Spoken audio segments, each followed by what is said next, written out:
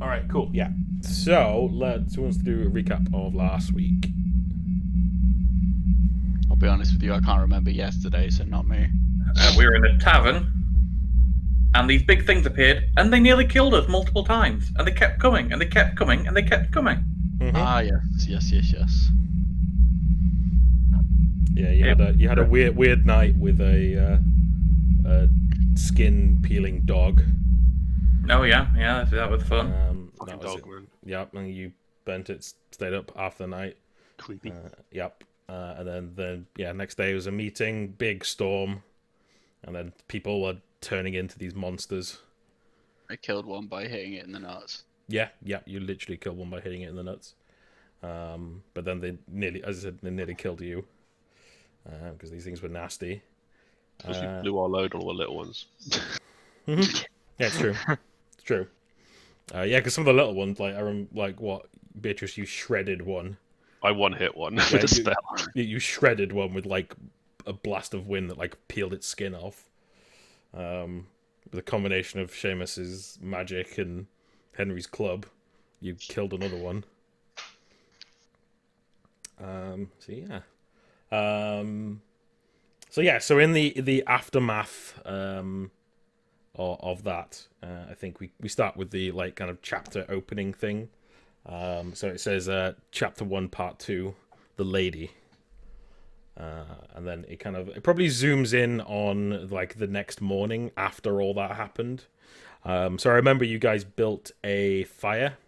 You obviously couldn't set it lighter because there was a giant storm going on outside, which is calmed down for the most part now, and seems to have completely disappeared overnight. So you wake up in the morning after a long night, a long day that you've had, and you prepare to kind of clean up and I guess potentially go and do some work or what have you, or depending on what you guys want to do today. But I think today, not many people will be working today, as how many people? 7 people did die last night. 10% of the population of this town. Yeah. So there's only about 50 people, so yes, there's not. Yeah, it's a lot of people, and a bunch of them turned into these creatures, and what have you. So it was a difficult night.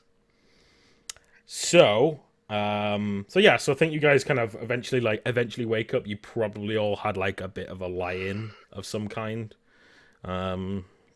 Oh, Marta 100% would not have let Beatrice have a lion. I mean, that's true. Like, she would have been up early, or like, if not up all night, let's be brutally honest, being forced by Marta to like help her care for everyone. Help the injured, because there's quite a few people mauled and stuff as well. So I think most of those people will be in like the town hall place, kind of kept there overnight. Yeah, which makes sense. There's room and everything to do it. Marta's definitely been up all night, just keeping an eye on them. Maybe had a couple of hours sleep in a chair or something for a bit. So have you been with her all night? Yeah. Okay. Yeah, I probably Seamus would have similarly offered his help. Whether or not Marta would have accepted it, I don't know, but he'd have probably hung around at least. I think Beatrice would have encouraged him to sort of stay and rest here so she can keep an eye on him. Yes. Because he was quite badly hurt. Mm-hmm. Okay. So what about the other two of you? I was very, very adamant about getting those bodies burnt. So I'd probably spend some time trying to get that done in whatever way possible. The fire was built last night. So you can pile the bodies high and roast some marshmallows. Yes, that sounds good. You definitely do not have marshmallows in this town. I have imaginary marshmallows. Yeah. I don't know, man. Marshmallows are pretty easy to make. All you need is some gelatin and sugar. Okay, we've got lots of bones right here. Yeah, he's pissed. True. Okay. So yeah. So what about you, Martok? Probably helping with that, but then I think is there like a somewhere I could keep watch easily nearby? Yeah, I mean, like the town hall is kind of like central, so like you can definitely like look up and down. Like I say streets, they're just like dark, sandy, grassy bits. Yeah, I think I'd just be doing that because Okay. on the back of my mind, it could happen again at any moment. Yeah, that's fair. Okay, cool. So yeah, so you all managed to get a little bit of rest at least. So you do heal. I think we did that last time. Did you do your healing for the night? I think. Did you? After your rest? That was my question. I can't remember if we did or not. I'm at 2 health, so I would think we did. I'm at 2 health as well. I definitely took more than 2 damage last time, so I think we did then. We did. As I'm walking up and down the streets, I'm going to pick up rocks to refill my ammo. Okay, yeah. That's easy to do. So how healthy are you all looking, health-wise? I'm pretty good. 2. Two, cool. I'm hurting. You're hurting. You're a little bit sore. Yeah, definitely. Yes, I'm fine. yeah, you are. I didn't get hit, I don't think. No, I don't think you did. Martok took a big brunt of it all. Along with Seamus Thank from one you. hit. I had some hits. True. I was literally one away from death. But Mhm. okay. Thanks, Martok, for being the meat shield. Well, he was tanking that thing for a while. Yeah, I Yeah, didn't that's even true. take that much damage after all of that. I did alright. It's got to be tankier, Samus. What are you complaining about? I know. Just don't get hit next time. It's easy. See, right? this is why I always play the class I always play. So You hide fucking behind- squishy now. Just do what I do and hide behind all the burly boys. I was doing that, and then I ran out of spells, and all I had was my wacky stick. It's true. Okay, cool. So I think after some time, what have you, like as the sun is rising, you guys have you set up this fire like ready to go. You set it ablaze, and you're ready to kind of like dump the bodies on. So I think there was 4 of the like smaller ones and the big large one, right? So you probably got the bodies like lined up, like covered up with some cloth or something, and then maybe like one by one you hook them into the fire.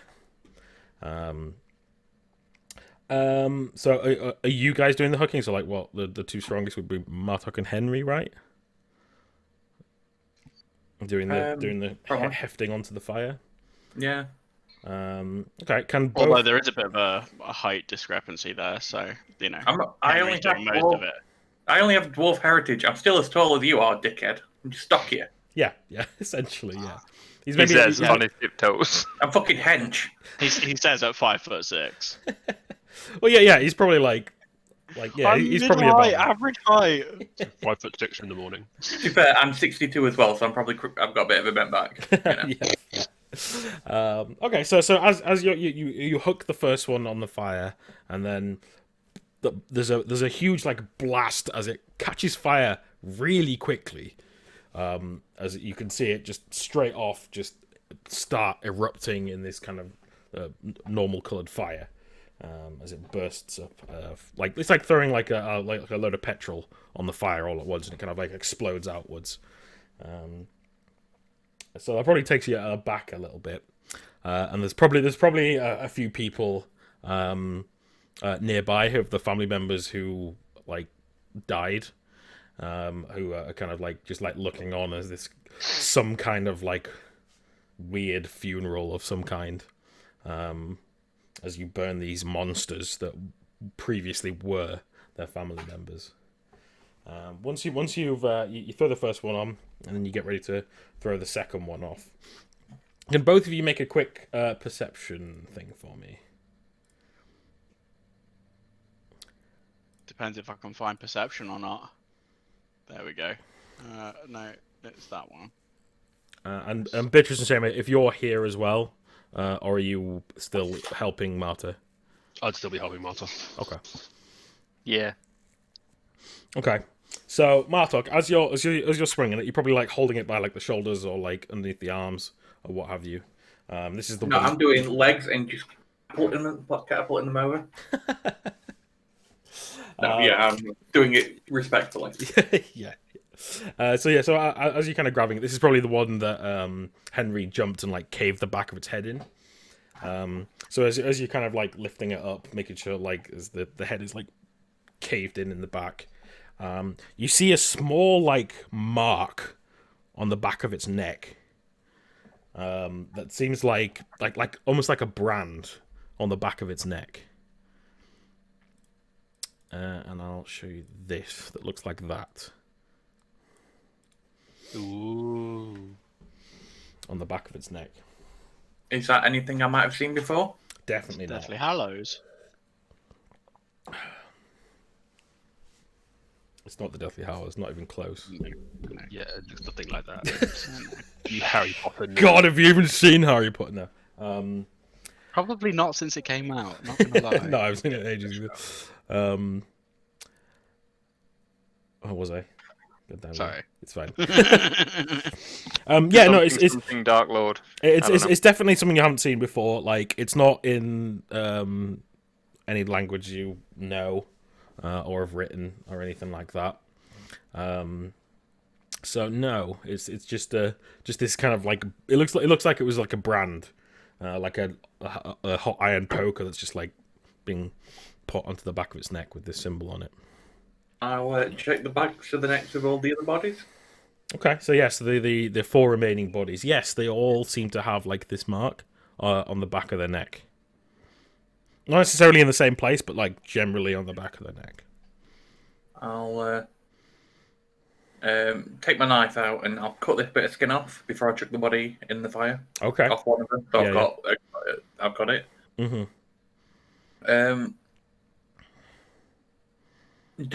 So I've lived here for however many years, so I know these people who I'm throwing in the fire. Yeah. Can I pinpoint like someone's family who's nearby? Who's one of these? Yeah, yes. There's probably like maybe like a wife and her daughter, like sat just kind of like in each other's arms, just like kind of watching as the fire burns. Just like looking pretty upset, obviously. I'll go over. I'll be polite and commiserations and all that, but I will. I'll say, do you know what this is? And I'll show them the mark. Yeah, and so the mum just kind of like covers the girl's eyes and just goes, "Give some warning, please." No, I've no idea what that is. Not seen it before today. He or she didn't have this. I think Martha was probably thinking of it as some kind of tattoo or cult thing. So he's like... She goes, "No, not that I've seen before." No, okay. Whose body was it on? I'll just not say anything, but it was your. Maybe an hint to know if you know it's the right one or not, because they all like kind of look the same and disfigured. That's good. But will they not be wearing clothes that? No, because like they kind of got bigger and their flesh like ripped off and clothes and ripped off and stuff. So yeah. Is that? Oh no. Hulking 11? up. Yes. So remember, 10 is just a pass in this game. Right. Yeah. So yeah, you do know it's hers, her husband, that transformed into one of these things. I wouldn't say it was hers, but I would like infer it with my eyes. Yeah. Mm-hmm. Why do you think I'm going talking to you? Yeah. And I'd probably ask about a few other people nearby, see if anyone else recognizes it. I assume I'd get the same answer from everyone. Yeah, I think so. You may maybe ask around. Yeah. I think you ask around and you don't get any kind of thing. Well, let's make it like a what kind of role? Let me have a look. If you're like chatting to people, it's be like will, right, for like chatting to people. So yeah, make me a will roll for like. Okay, so the people you come across are kind of like, some of them are like just kind of glazed over, like horrified of what they saw last night. A lot of them are just like give you like one word answers, like no, what have you. Then some are too grief stricken to like give you a solid answer. I'll wrap the bit of skin in like a rag. I'll carry on putting the bodies on, and I'll go and show it to Beatrice after we've put the bodies on the fire. Yeah, cool. So the two of you finish putting the bodies on. Every time you throw one on, they just erupt straight away in flame. Like usually it would take a while for the body to start actually burning, but these are burning up really quickly. So yeah, so you throw them on. So meanwhile, back in the like kind of town hall tent, Beatrice and Seamus, I think you're probably just like maybe replacing the bandages on someone who got their like leg like gored basically. It's a pretty bad wound. So it's probably a big like 3 big claw marks like all the way down like the back of a leg. That's pretty deep, and like with the current like medical stuff here, it's going to be very difficult to like fully heal. Like she probably won't walk right again if she does heal, if it doesn't, as long as it doesn't get infected, which is a high chance of that in this kind of place. So yeah, so you're just wrapping the bandage round, and I think as you're doing it, you feel the eyes of Marta like on the back of your neck as she's like watching you do it. And then you just get a little flick on the ear, and she's like, no, tighter! God damn it, useless girl. Such a bitch. Yeah, I know. She even got. Yeah, I have a picture of her now as well. No, she looks far too kindly. That's when she's had a few to drink. Okay, just get her drunk. That's the trick with her. Cool. I think Beatrice would just like hunker down and do it, but not respond. But if anyone could see her face, she's sort of frowning and a bit annoyed. Yeah, that's understandable. Yeah. So Seamus, what are you currently doing in here? I imagine Seamus is probably like he's been trying to stay up all night and help with these things, but also just try and not go to sleep. Yeah. Because reasons. Yeah. But he's probably at a point of like utter exhaustion at the moment, and I imagine a little while ago Beatrice probably told him to like just go and fucking chill out. So he's just kind of staring into space, maybe a little woozy. It's like he probably lost a lot of blood, like he was really hurt. Yeah. So he's like semi-conscious, just sort of floating around, like not really knowing what's going on. Yeah, I think Beatrice will probably keep sending you to do sort of like busy work. So like go and like boil these bandages in a thing, or go and get some hot water and towels. Yeah. And, that's that sort of thing. It's probably like go and sit in the corner and just count these things. I need to know how many we have. Yeah. Yeah, like he's overjoyed to receive these tasks, and it like seems to breathe life into him to go and do these really menial things. He does them so dutifully, and then as soon as there's nothing to do, he just goes straight back to like, oh my god, yeah. Yeah, that's understandable. It's understandable. So as you guys are kind of doing that in the kind of town hall, I think after a while, so like Martok and I'm assuming Henry is with him, come back in with this piece of neck flesh. Yeah. I'd probably wait until I saw Beatrice not being berated or currently helping someone too urgently before I interrupt her, because she's doing important work. Yeah. So when there's like a lull or a bit of downtime, I'd walk up and go, have you got a second? I need a word. Oh, Martok. Yes, of course. Yes. What can I do for you?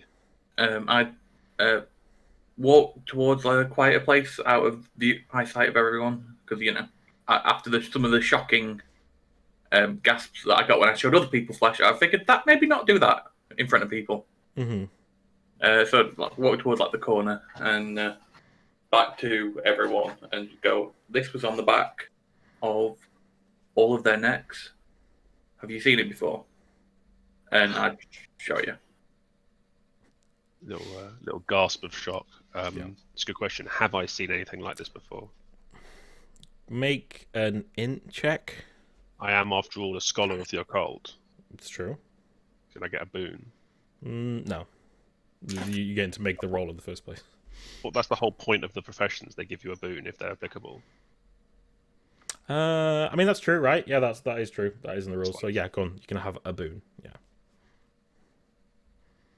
Score. Nice. Okay.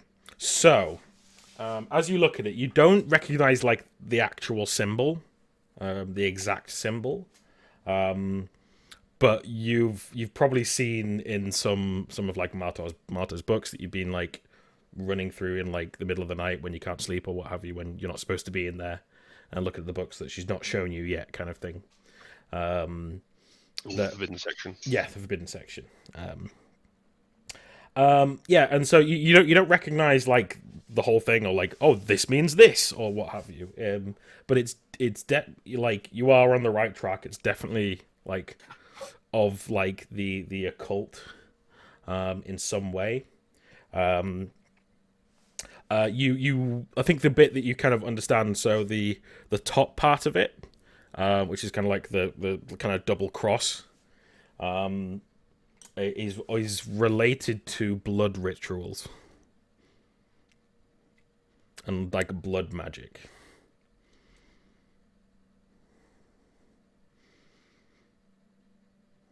And it's just like the bottom symbol, like or the kind of the combination of the two. You don't quite know what both of them mean. It would take some more research, like potentially on if Marta even has like the books on this or what have you,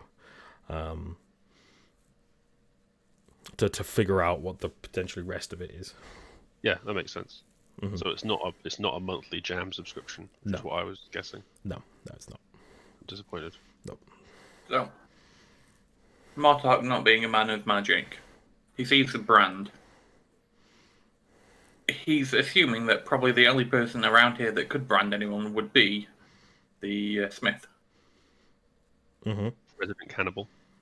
Yeah. Apparently. There are already rumors of him being a bit dodgy. So I think I would float the idea that he might have something to do with it, or if not to do with it, he might know more than he's letting on. I couldn't see him doing something like this, but then again, I suppose I couldn't see anyone doing something like this. It was terrible. Perhaps once we've calmed down and my fiance has stopped using the blender in the background, we could ask Marta. She might know more than me. I think Martok is putting, just because I can't remember, has Henry used any magic? No. Henry does not have magic. Right, I didn't think so. But I've seen someone sneaking into the smithy at night. Yep. Mm-hmm.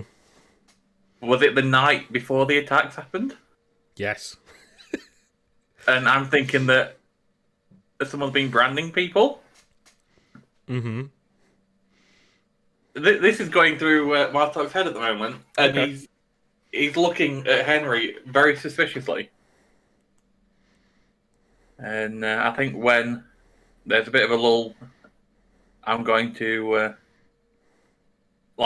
go up behind him, very awkwardly close, and whisper into his ear, and just go, "What were you doing last night?" I was sleeping. You and the smithy have a thing going then? Is that where you were sleeping? Oh shit, you saw that? Things aren't adding up around here. And someone's been branding people. What do you know about it? Oh, you think that was me? No. No, I gesture him outside. I'll follow you, but I'm thinking I'm about to get, Yeah. killed in the street at the moment. And I reach into my bag and I pull out my really shit wooden mold that I'm working on Yeah. and go, here, look at this, right? Right? I'm sneaking into the smithy to try and forge some money. How genius is that? I think a wave of relief just washes over Martok, and he's like, yeah, what am I thinking? Of course he's doing something stupid like that. I love it. And I just look at it and go, oh, yeah. Yeah, okay. And I hand it you back and just turn around and walk away. Yeah, he's just a fucking moron.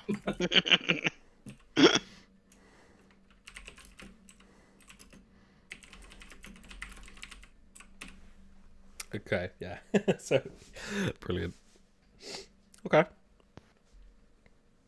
So as you like kind of finish up here, Marta at one point kind of comes over to you, Beatrice, and just says, "Go get some rest, relax for a bit. I've got things here, which is getting in the way anyway." Okay, Auntie, if you insist, I will. I'll be at home if you need me. And she nods, just like shoos you away, and then goes back to like scrubbing something or helping somebody. And then she probably like walks past and like sees you. Seamus just like kind of like still like kind of out of it. Looks over at you and she just goes, "You get out of here and get some rest. You look like you're about to keel over, white as a sheet."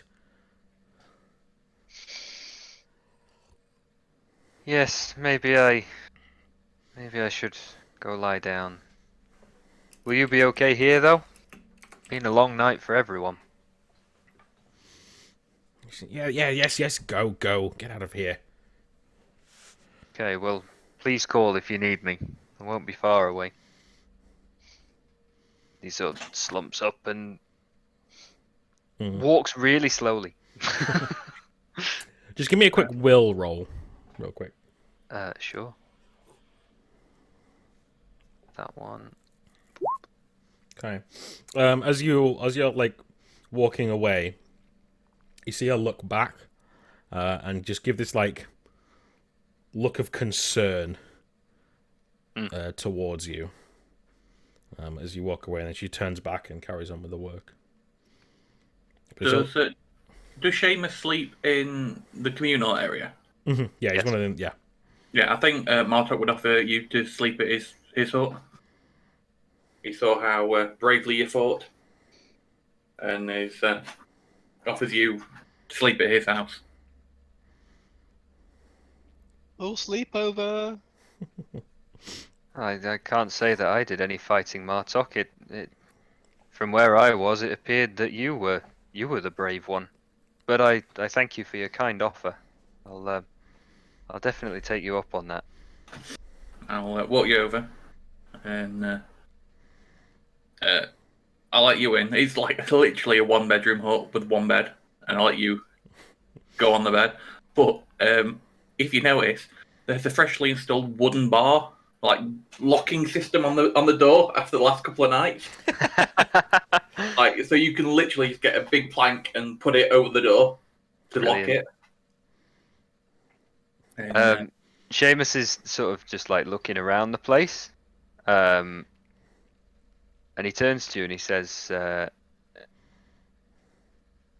"It's a really nice home that you've made here, all things considered." It cost me too much for what I feel like it's going to end up costing me in the end. I sold all of my weapons to be able to afford this, and I look at my dagger and go, "That was a mistake." Hindsight's Anyway. a wonderful thing. We can only look forward, not back. There's nothing behind us. Let's hope not, eh? After we don't need to be seeing any more of those things. Let's hope they are behind us. Seamus looks kind of puzzled, like he doesn't know what you're talking about, but breaks away and just sort of continues wandering around your little huts. And you probably notice that It's not even like anything physical, but maybe you just get the sense that he feels really out of place in your home. I think I would just say, again, Seamus, lie down, get some rest. Like, almost order you to, see if that'll like snap you out of it. Yeah. Sorry, Martok. It's with the night before and the night before that. Yes, time for some rest. Thank you, friend. I do appreciate it. I'll go and lift the floorboard up and get my little hip flask out that I hide away from people and offer you a drink. It is the shittest tasting alcohol you've ever had. It is the cheapest. It's basically moonshine, but not even that high quality. Yeah, it's like, yeah, that sounds about right. It's like degreaser. So one thing you will know about Seamus is that he doesn't drink. Or at least he hasn't since he's been here. But he does very hesitantly reach for your flask, and again sort of say thank you. And maybe drinks a bit more than you'd like. Not all of it, but a bit more than you wanted him to. I think I would then take it off you. Just as a kind. Yeah. I think he does that like, thank you. I put the lid back on and stick it back under the floorboard, and I'd close the door on my way out. Okay. Seamus literally like Dark Souls emote flops. Cool. But his eyes do not close. Okay. So, it's probably like mid-afternoon now. After like doing all the stuff in the morning, getting the fire going. I think the fire has probably died down now. I think at one point, if any of you wanted to attend, the elder would have like said a few words for the dead. And be kind of like a small ceremony, not the usual like normal ceremony that you'd have, but this is a fire. This is for the actual the dead creatures, and then they'd have probably like a separate of the actual like burial funeral like further out, for the people that actually just got mauled, for the 2 people that got mauled to death. So if any of you wanted to attend that, you could during the day, in between resting and what have you. But apart from like resting and kind of bedding down, what is anything else you guys want to do during the day?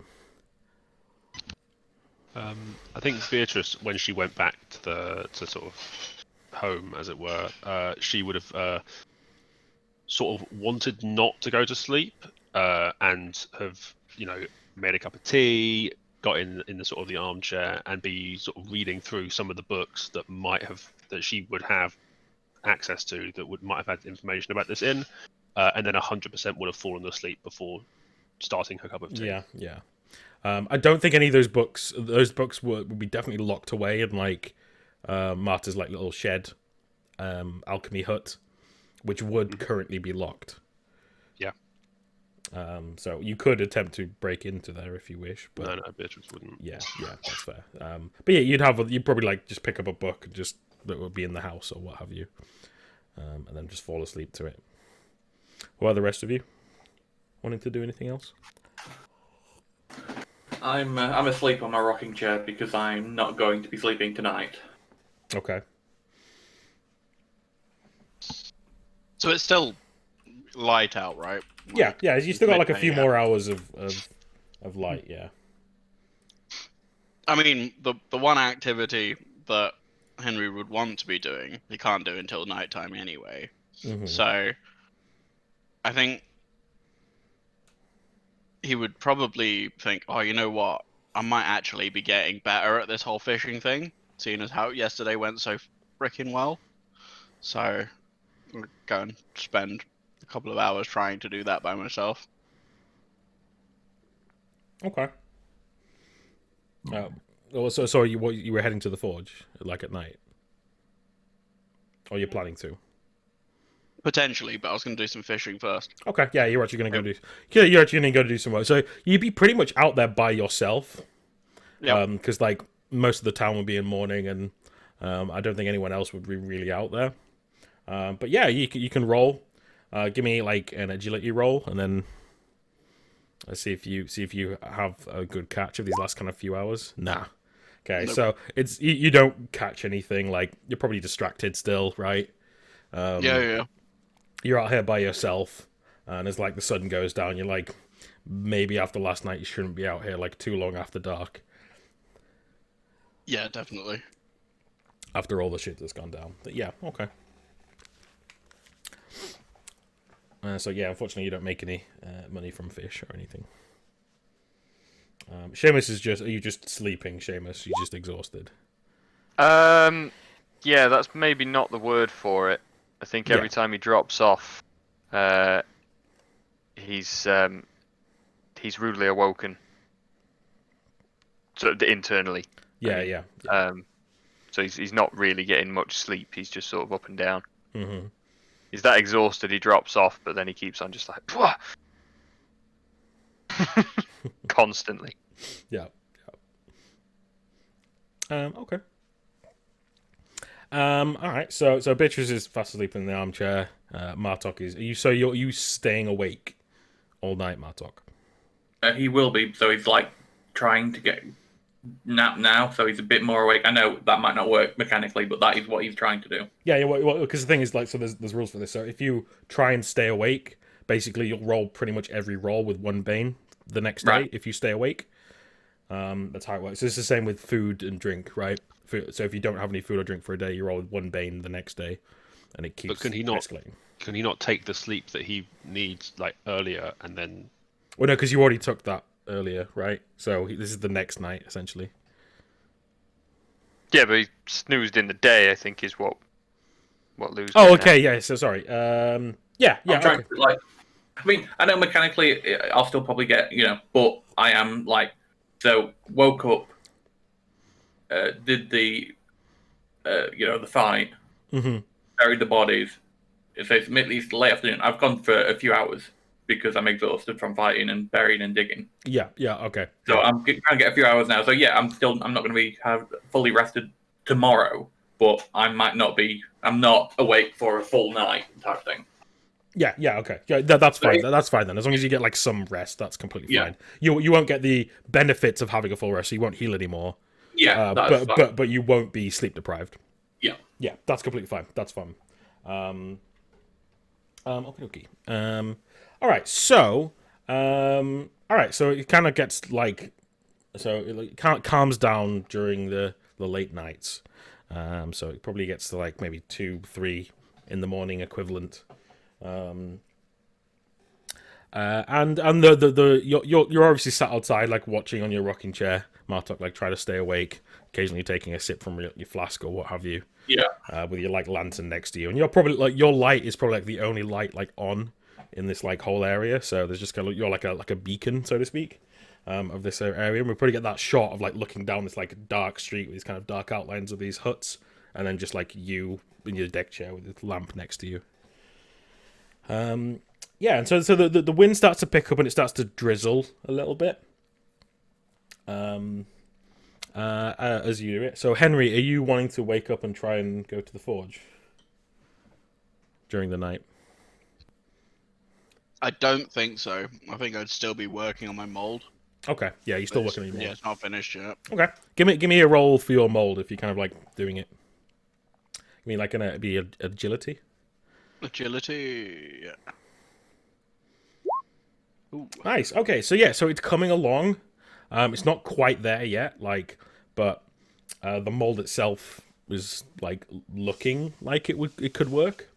I mean, yeah, there is still at a meta level. We probably all know this is going to fail, but Mm-hmm. Well, no, it's not this. Like, it depends if you do it really good, but obviously if it's made of wood, it's like not going to it's work. made out of wood. It's not going to work too many times. Yeah. It's not like a big proper mold or what have you, like a resin mold or what have you. So, yeah. Okay. All right. So, Beatrice, I'm assuming you sleep through the night, or do you wake up at any point? Unless she is woken by someone, I reckon she'd sleep through the night because she didn't sleep the night. Like, she basically hasn't slept much in the last 48 hours at yeah. all. I think we probably get that scene of like the fire on, and you're sat in this like kind of like wooden armchair or what have you, with this like book laid out. I think we get the moment where like Marta kind of comes in, like takes off like all her like gear, like with blood strewn all over it and what have you. And then we see her kind of like walk up to you, and they're like she'd never do this to your face, but she just like smiles and then like puts a blanket over you. So Almost redeemed. Almost, yeah. Yeah, and then she goes and tries to get some rest herself. So Martok, during so as I said, it's starting to drizzle a little bit. The wind's picking up, and on you see like a flash of lightning. And then maybe about 10 seconds later, you hear the thunder coming as another storm is rolling in. And as you kind of sit there and like watch the flashes and like count, it's definitely like slowly getting closer and closer. This storm, yet again. I think I take my dagger out of its sheath and just hold it on like my lap. You know, Yeah. It's like, oh, it's just another storm, but is it? So I'm just counting and waiting. Yeah. Definitely more awake than I have been all night. Mm-hmm. Yeah. No, for sure. Yeah. The wind is chilly. The rain is, even though you've got like a like awning thing above, like the rain's still like getting you a little bit as it's blowing in. So you said you said that you got like a plank that locks the door. Is that from the inside or the outside? From the inside. From the inside. Okay. Yeah.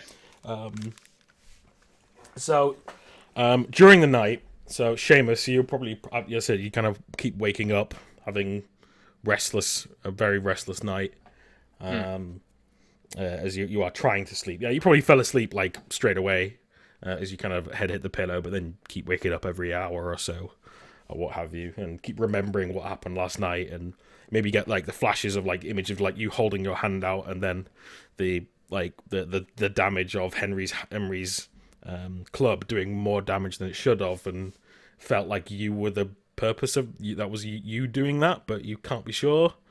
And like looking and like holding out your hand and then things covering in sores and things like that, and you're like, was that me? Did I dream that? Like, was that a thing? So you keeps like probably going around in your head as you asleep. But then at one point there's a loud rumble of thunder, and then you kind of like sit up, and there's a large bang.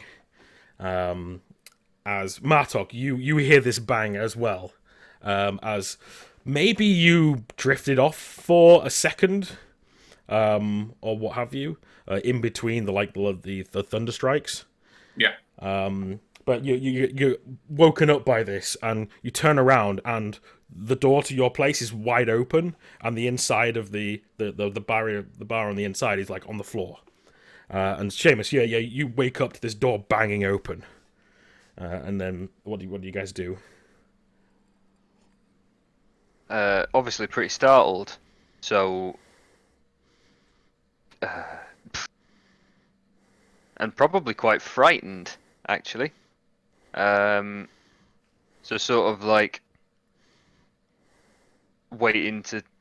not even waiting, but like just trying to see what happens. Like, is something going to come through the door? Like, what's caused the door to blow off? What the fuck's going on? Like, it's a bit of a panic, really.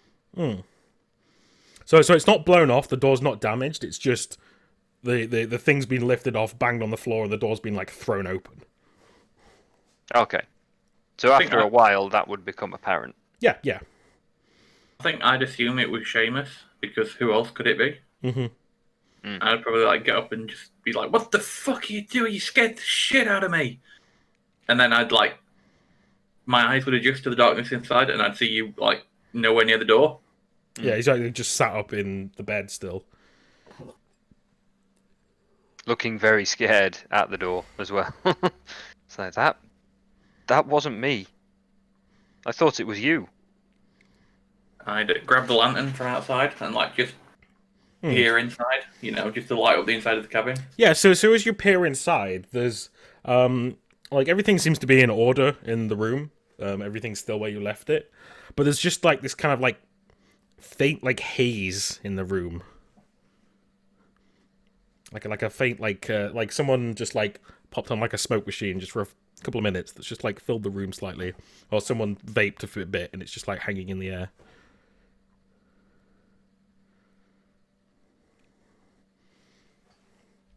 But you don't smell like smoke or anything burning or anything like that. It just kind of it probably smells like damp, slightly damp, like a woody damp smell, but more probably like that.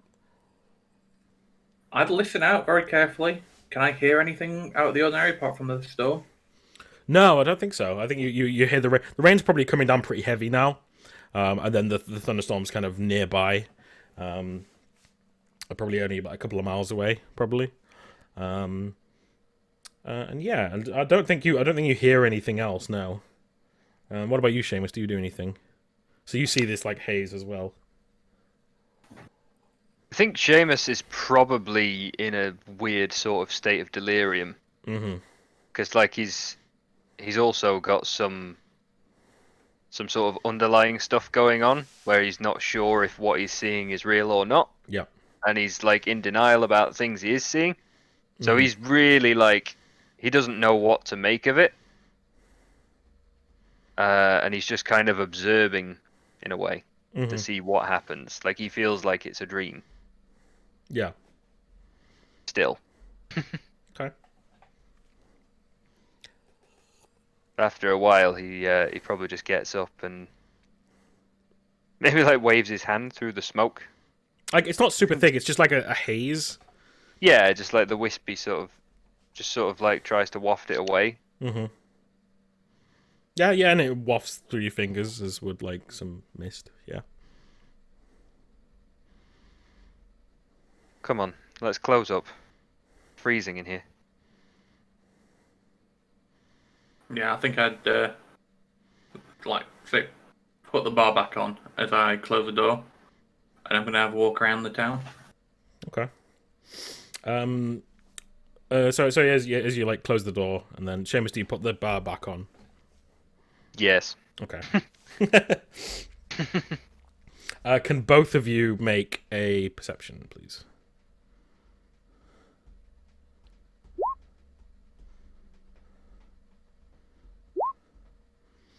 Okay. Martok, you shut the door and then you go pick up your lantern and start walking around town.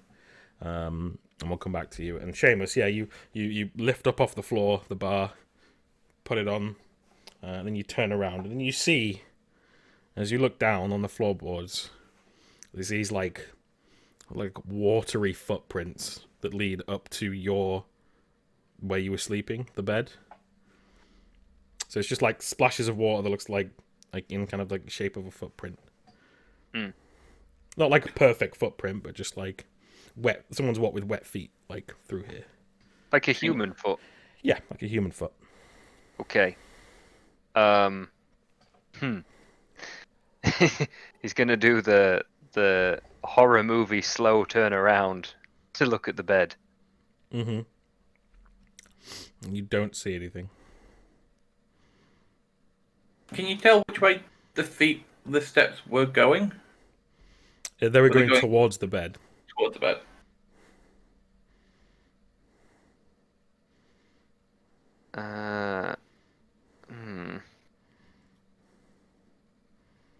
I think he lets out a broken like, hello? The response you get is the thunder a few miles away, rumbling.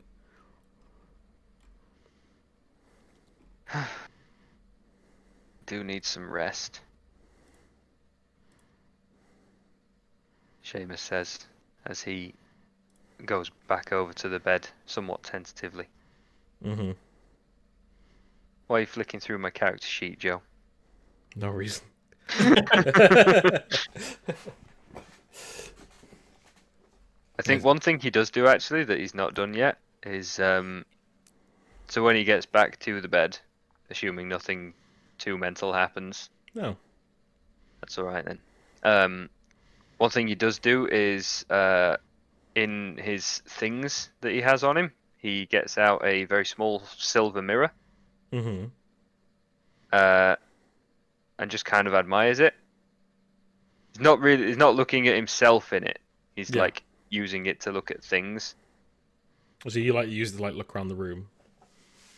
Yeah, kind of. He's not really doing it to look at the room. He's looking at the mirror. I don't know if that makes any sense. Yeah, that makes sense. Yeah. He's not really interested in what the mirror reflects. It's what the mirror represents. Mm-hmm. And he just does that to distract himself from the storm and the creepiness and the weirdness until Martok returns. Okay. Yeah. So you're just holding it like looking at the mirror. Yeah. I think as you're holding it, I think it kind of mists up as if someone was breathing on it.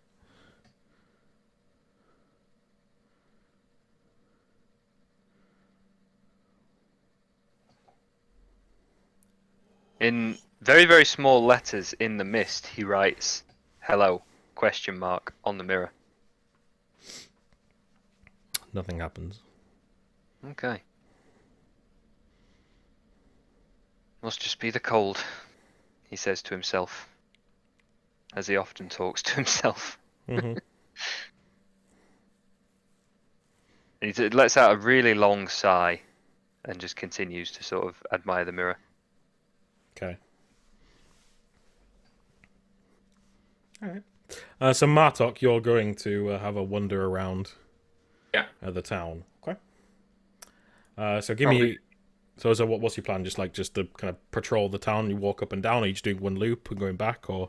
Probably just do a loop, but I'd probably stand around the smouldering ashes for a while. Yeah. Well, So we they're probably go- still like glowing slightly. Yeah. Yeah, I'd probably stand around there because that's probably still creeping me out a lot. Mm-hmm. It's like I just want to make sure that they are still smouldering away, type thing. Maybe Yeah. stoke it up a bit. Yeah. Okay. Yeah. So you stoke it up a bit, what have you? I think as you're walking towards it, like it's very like dim embers still left of this big fire. As you're walking up to it, you see someone in front of it, on the other side of the fire, opposite to you, like big like hooded like cloak, obviously to keep them warm, just with their hands out, just like warming themselves, like just crouched down, just warming themselves. I mean, you can't see their face because they've got this big like hood on, and it is dark. I think this would freak me out because why would anyone be out here at this time? So I think I would,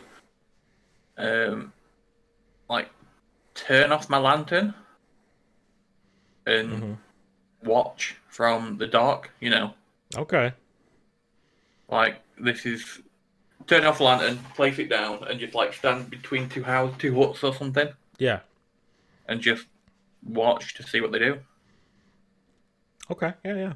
Yeah, so this person just like crouches down and just like is holding up their hands as like the embers like flare up a little bit. You see like the shadow of their like cheek and chin like exposed for a second, and you see this kind of like fairly groomed like beard. It's probably maybe a couple of inches long. Like illuminate for a second. And as it kind of maybe like sparks or what have you, they're wearing this like big long like blue quite thick like full body cloak, like kind of big long sleeves, this big hood, and it seems to have like I don't know like not runes necessarily, but like symbols embroidered really like haphazardly like down the seams, that are very big. As it flares up, and you just kind of get that kind of brief image of that as you sat watching. But this person stays there for about half an hour. Do you do anything else? I'm assuming I don't recognize them, No, or I mean, recognize the cloak at least. No, you don't recognize the cloak.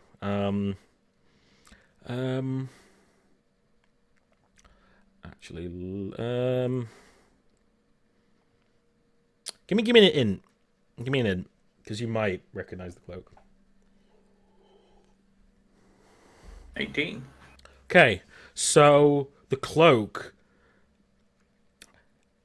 not properly, not the ones that you've seen, but it kind of looks like a nominee priest's cloak, but like very shoddily made, and not Right. like the ones you've seen have been very elaborate and what have you. But it's in the same kind of style that like the nominee priest would wear. These like big long blue robes that are embroidered and all fanciful. But this is more like a really kind of shit thick bit of fabric that's kind of been molded and like patched into this thing. I don't think I'd wait that long. Like, I don't think I'd wait the half an hour. I think after a few minutes of just watching them, I would then. I've got one of them lanterns that's what they call bullseye lanterns. The ones that you can like direct to form like a kind of like rudimentary flashlight. Yeah. I think I'd turn the lantern back on, up to its full burn, as bright as it can go, and I'd just like walk up towards them and go, "Who goes there?"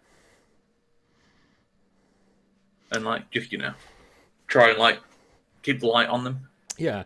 So I think you start walking towards them, and I think as soon as you say "Who goes there," like lightning strikes, thunder strikes at the exact same time, and he doesn't seem to hear you. Okay, now I would be freaked out, and I'd probably just stand there, Yeah.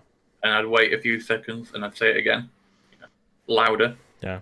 So you say it again louder, and then the person looks up and goes, "Good evening."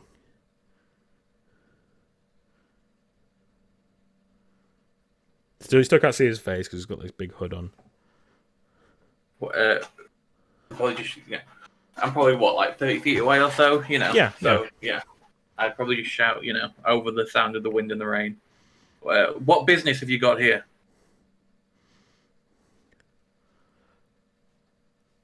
I'm and like over the sound of like the wind and the thunder.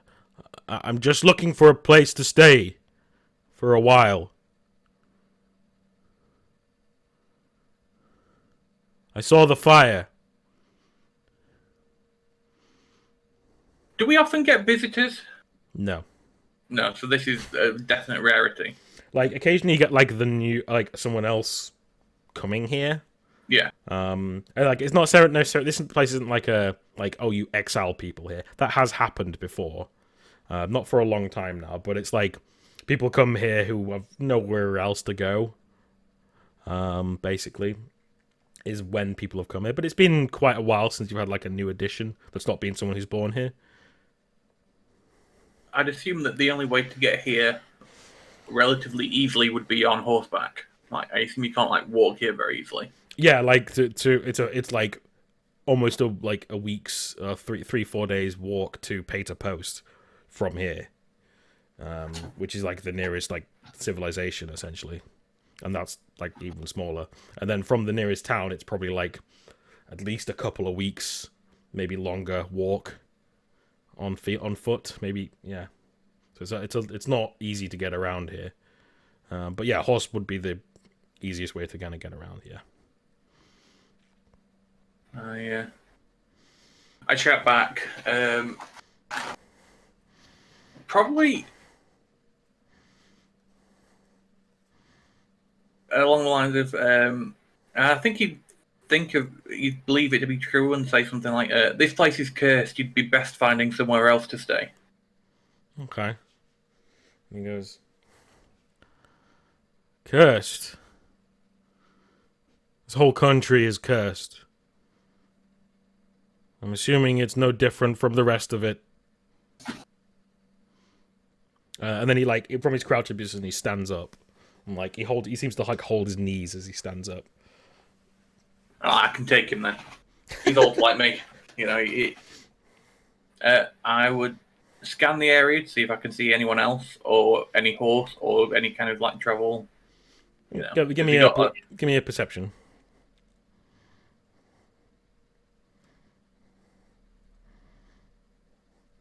17. Nice. Okay, so the only thing you see is like just next to him is like basically like a shoddy like knapsack basically next to him, but you don't see any horse or any other people or anything like that.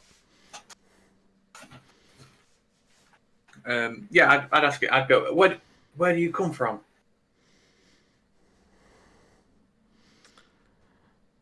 I come from the north, from the far north, originally. And he kind of reaches down and like picks up his knapsack and like shoulders it, and then like starts to walk around the fire towards you. I'm keeping the light on him, and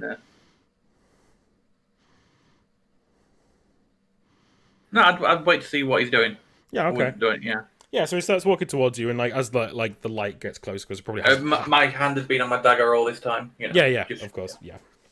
So as he walks towards you, he's got these like the big blue robes, and like the light probably doesn't go very far, especially like when it's raining and windy and what have you. So as he gets closer, you kind of see more of this big long like thick blue robe that he has on him, and then you probably see part of his face as he's walking towards you. And I've got a picture. This guy.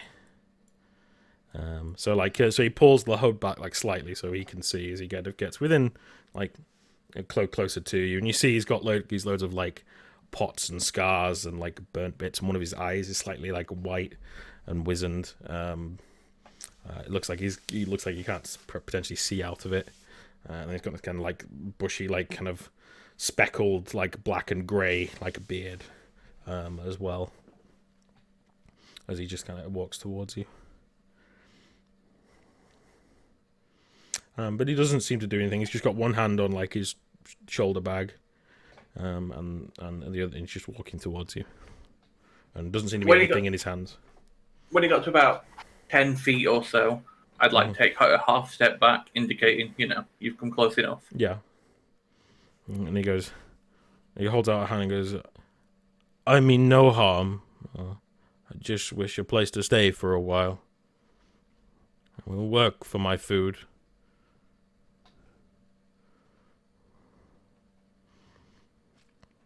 How would I put it? I think as he says that, there's like a big rumble of thunder, and then like the lightning strikes, and it's definitely closer now than it was before. The storm.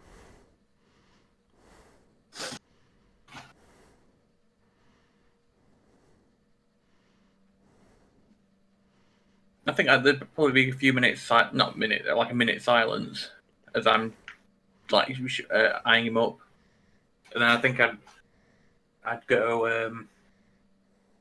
There's barely enough food here to go around as it is. You'd have better luck out in the forests.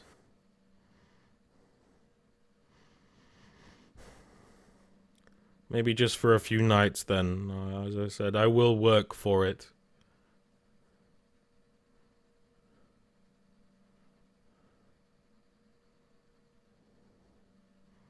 As he looks at you. Yeah, I'm thinking how. So I don't.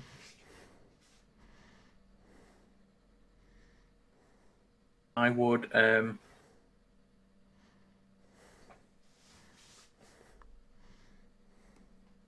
I think I'd be almost annoyed at this point that he's not taking the hints that I'm telling him to get rid. Mm. So I think I'd like.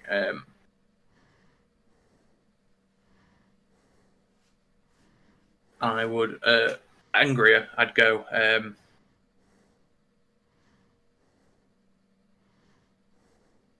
How would I put it?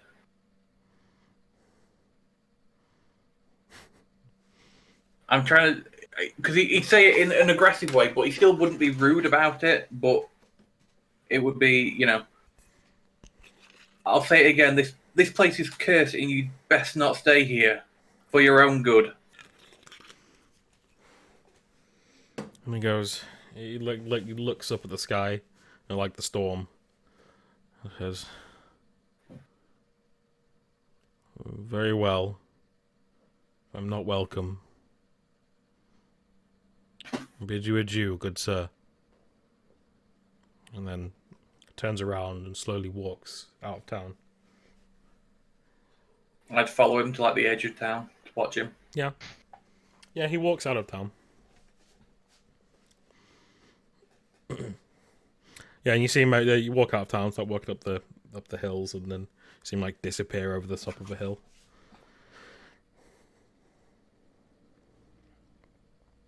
Who comes into a town in the middle of the night in a storm? I think I will. People trying to get out of a storm. I think for the rest of the night, I'd be doing like larger patrols around the outside, Mm-hmm. just like wandering and looking. Okay, yeah. Okay, so yeah, I think so. As you're like patrolling around for the rest of the night, you don't find anybody else, or see anything weird, or see I'd look for, see this guy. yeah, again. I would be looking for footprints as well, seeing as that it's wet and muddy. Yeah, keep yeah, an of eye course, out for- yeah. Well, give me another perception.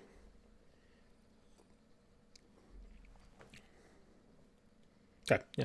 I don't think you find any apart from like the normal footprints, what have you. Yeah. Like the rain's covering a lot of it up, so it's still hard to track anyway. But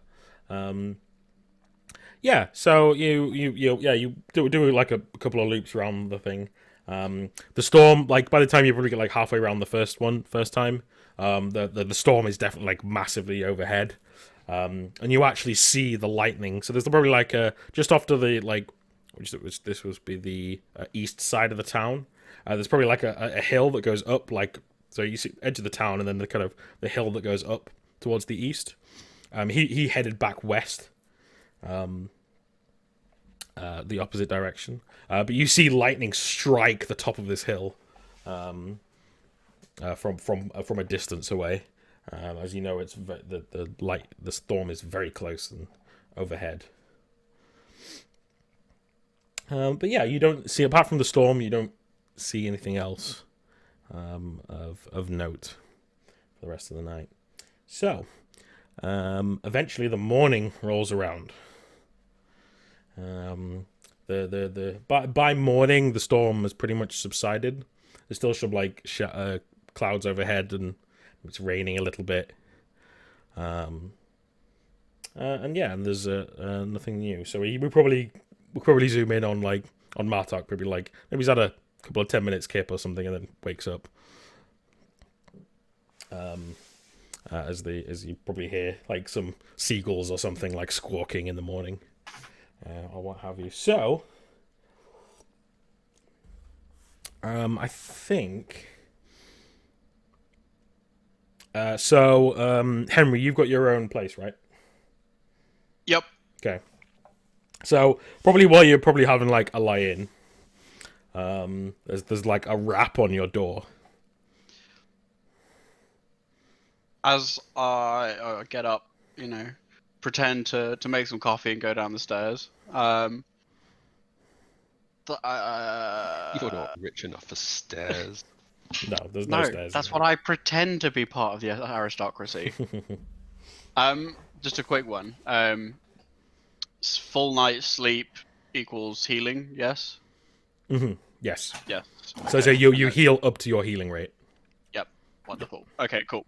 So Okay. everyone but Martok will get that. Hey. I get out of my sack on the floor. It's a little bit damp, and go up and open the door. So you open the door, and Etnad is stood there. I said big, fairly stocky guy, like big grey mustache and like scraggy beard, like bald shaved head. He's like his big like blacksmith like overalls on.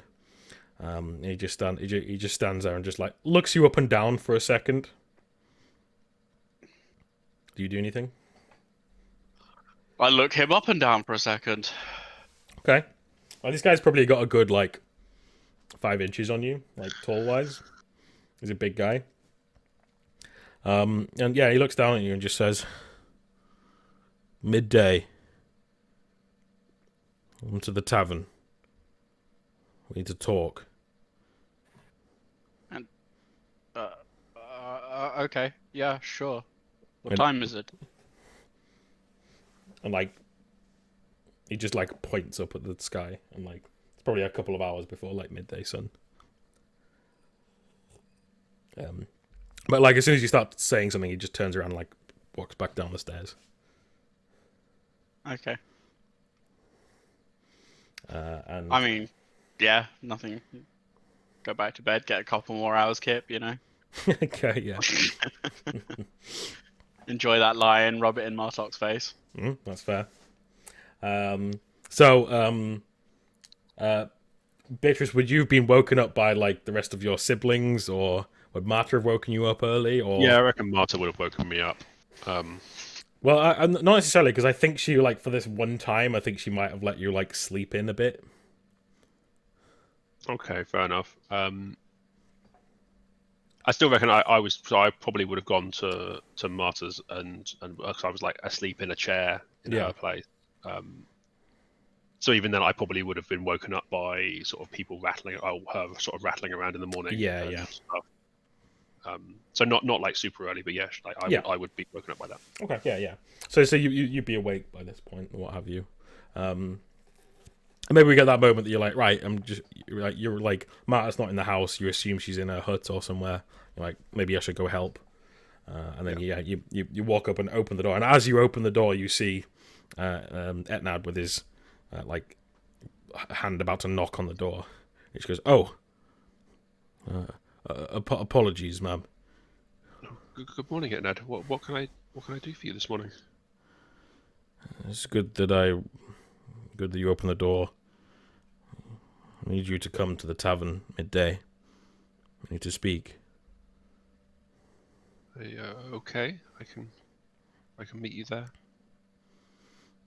I should be there anyway, if I'm going to be checking on the injured. And he nods and goes, "Good." And he just kind of like does a small nod and goes, "Good morning." And then starts walking back down the stairs away.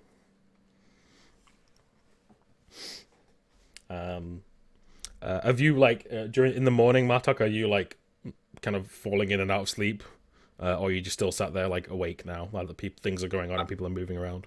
I think when people started moving around, I would inform the first few people who I saw to keep an eye out for the guy.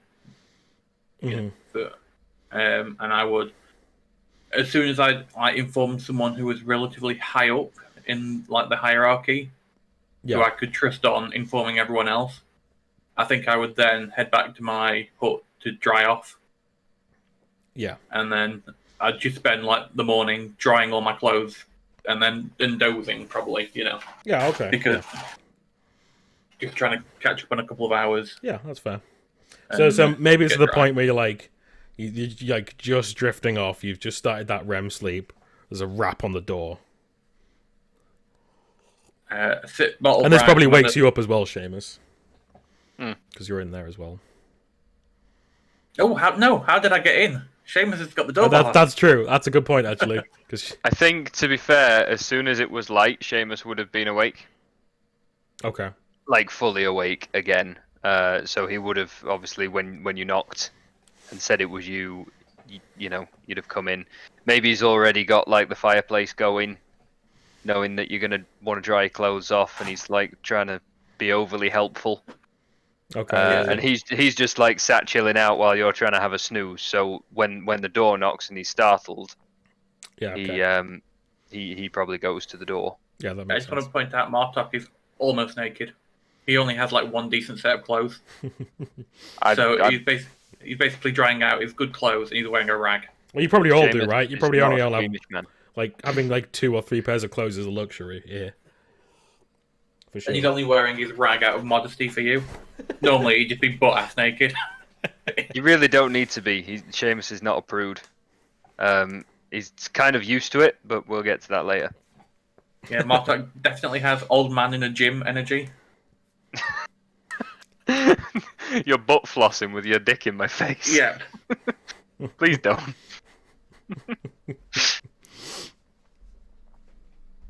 So Seamus goes and answers the door. Okay, yeah, yeah. So you answer the door, and then Etnad is stood there, and he goes, "Morning, Seamus. Was it? Yes. This Morning, isn't, Etna. this isn't your house." No, Martok was kind enough to offer me a bed for the night. He nods. He's just dozing. Did you want him? Both of you, actually. Midday, the tavern. Both of you. We need to talk. Sounds serious. Of course, we'll be there. I think you just hear a drinks are on you murmur from Martok, and he rolls over. Yeah. You're saying. And he probably turns around, and you Seamus, you probably hear him just like, "Oh, fucking drunk." Or like it says something like a dozy old fool or something like that, something to that effect. So he steps back down the steps. So did the rest of you do anything like for the couple of hours that you've got during the morning? So I think you see a few people like going to work, going to fish for the day, but I think some people are still like in mourning, so they're still taking some time off. Basically, so there's a few people walking around like doing the day-to-day stuff, or what have you, and kind of maybe like cleaning up a bit after the storm again last night. I think Seamus would go help with that and Okay. leave Martok in peace to sort of, chill out and whatever. He'd stick a log on the fire before he went and then go and help some other people. Okay. How close is my house to Martok's house? I don't know how I've been imagining it, so it's kind of up to you guys, really. I'd have thought it'd be a pretty densely populated slum. Yeah, That's kind of how I pictured well, it. because so the houses are like, so obviously they're all built of wood, but they're all like on like stilts, basically. Just because of the sand and everything and the moving ground, and potentially like if the tides come in, what have you, it's super far sometimes. Yeah. So yeah, they've all been like on like stilts and stuff, really. So, obviously, like the biggest building is like the tavern / like town hall bit, and then probably the second biggest is like the Beatrice family home, because there's so many of them. But no, it's fairly densely packed. I just imagine it's kind of like one street essentially, but like it's not a street. Like just like kind of basically just two rows like facing each other. That probably takes about like 10 minutes to walk across, or less than that probably. Okay, so potentially not very close. Okay. Well, no, like if your places want to be like nearby, that's fine. I don't mind. Like, I mean, if I I'll see him sneaking every now and again, I assume I'm relative. I like to think that I'm like on a junction, like maybe 2 streets or something. yeah. I imagine you're in like, well, no, because if it just be like one street, I imagine you're just like kind of your porch has a view of the blacksmith, which would be on the edge of town. Yeah, something like that. Yeah. You know what? I'll draw up a map for next week. Yeah, I mean, honestly, the only reason I asked, I was just gonna be an annoying cunt. So, basically, Really? What I would like to do with the time is spend some time working on the mold. Okay. Now, the way I see a mold is a two-part thing. So you got one half, you pour the liquid in, and then you smack the other top on, so you get your two-halved coin. Yeah. So obviously I've been working on one half, but I need the other half doing. So Mm-hmm. I was going to spend the time doing that, but making obscene amounts of noise so Martok can't sleep. Okay. Yeah. Because I don't know what's going on. I'm just going to sit at home and make some noise, right? Yeah. Like your place could be next to his. Like, there's no reason why it can't be. Really.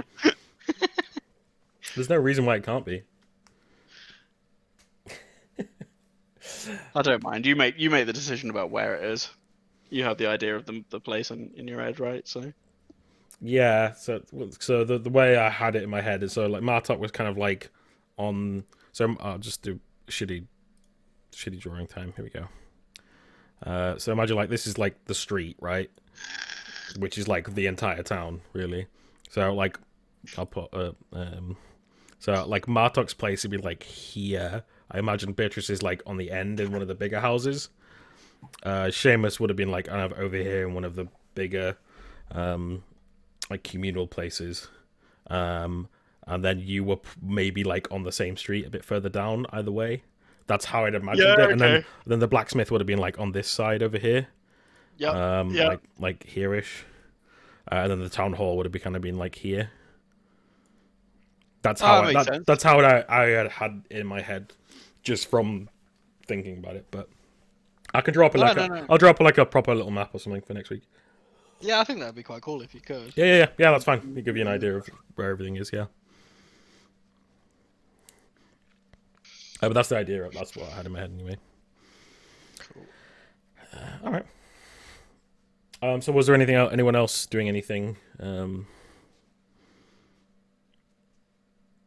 For the next couple of hours. Yeah, Beatrice would have gone over to the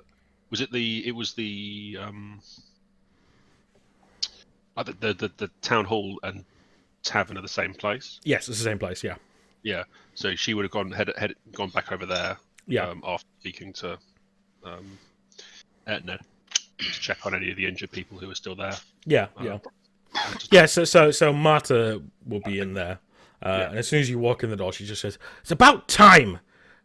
God, lazy girl sleeping in too long. I pointedly don't answer that. Yeah, and you see her like helping someone, and basically she's helping everyone like to their homes, like she's bandaging them up and what have you. She'll like check on them throughout the day. She's like, "Come help me," and she's like trying to hold up this person who's like limping with their like leg all bandaged up. Yeah, I do. Yeah, cool.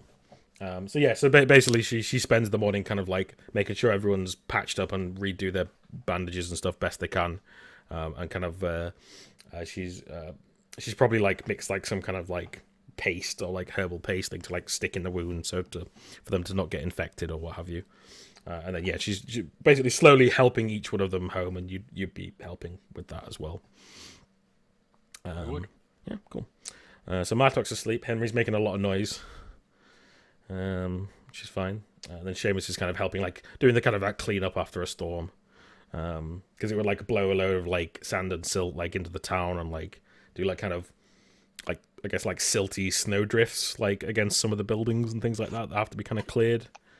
Yeah, and like if anyone's had planks that have come off their shacks or whatever, that's definitely like, happened. Yeah, helping out bits and pieces, you know. Yeah. So definitely like there's definitely still like a sullen atmosphere across the town of like there's not really much talk going on between people. Like everyone's pretty quiet. Everyone's still like kind of mourning and kind of processing the previous days things that have happened. But yeah, so I think so we get at one point you like maybe like look up Seamus after like doing some work for a while, and we see like the clouds finally kind of break a bit, and you see like the midday sun, and it's time to head towards the tavern for the rest of you as well. So I'm assuming you all head there. Yes. Indeed. Cool. I think despite having been there for most of the morning, when like everyone else appears, Beatrice is actually out like helping someone home, so she arrives late. yeah, that's fine. But yeah, maybe help with like the last person home, so the place is free. So you come in, and you see the elder sat in her chair, like on a kind of slightly raised platform at the back, with a big kind of like fleecy shawl on or what have you. This old lady, and then probably walk like she's been helping someone else. Like as you walk in, Beatrice, like Marta's like not far behind you. She's walking in as well. As you probably walk back in, you see like Etnad sat at one of like the benches, like with some kind of ale or something in his hand. And you see what's his name as well, Olaf as well. Just talking, just knelt down talking to the elder on like the raised platform. So yeah, so as Beatrice walks in, the rest of you are already here,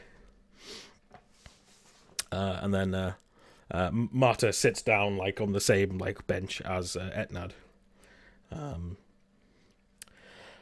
then and they all just everything goes quiet for a second, and then the four of them just kind of like look at the four of you.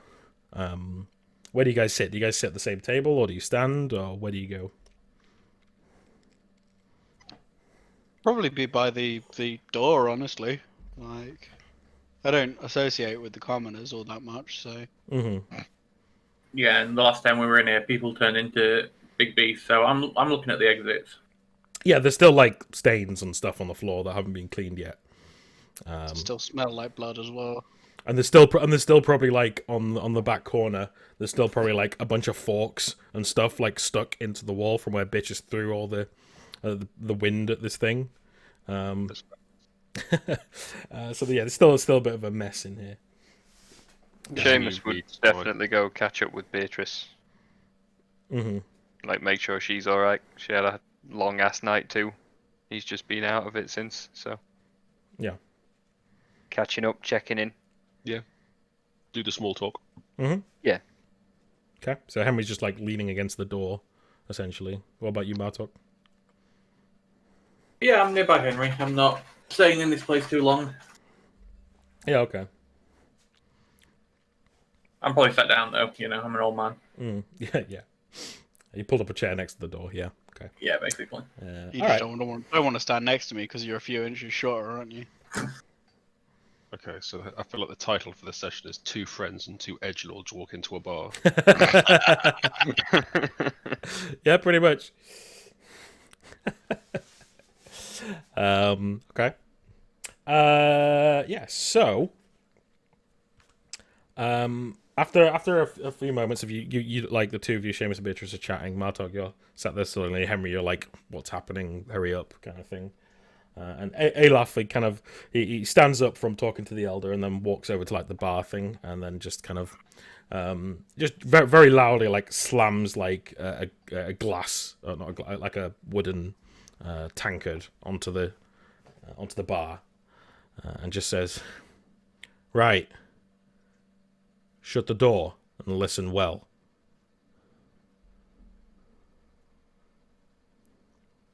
Well, it's a good thing you stayed over there, Henry. Saves one of us a walk. Burn. Alright, so as soon as you shut the door, and he just like points at one of the benches and goes, "Sit."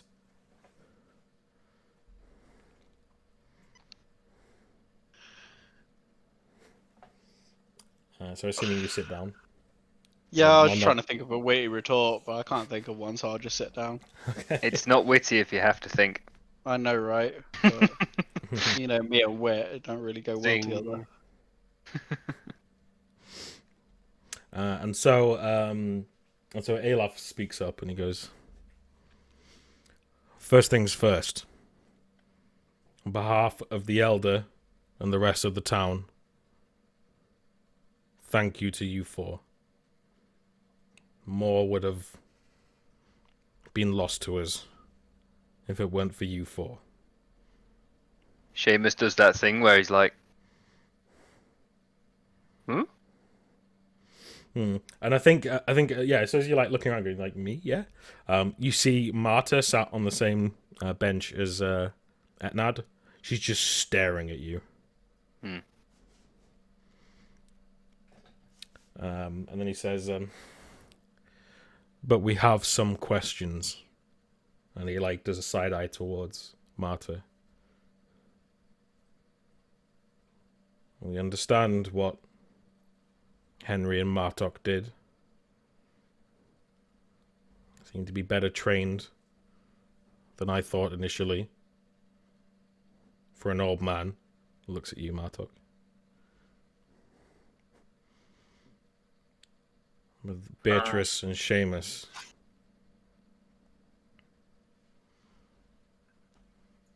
you seem to be able to do more than you're letting on."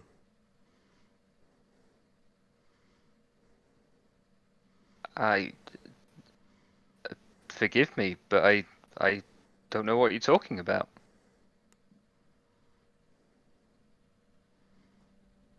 And Etnad looks at you and just says, We'll get to you in a minute.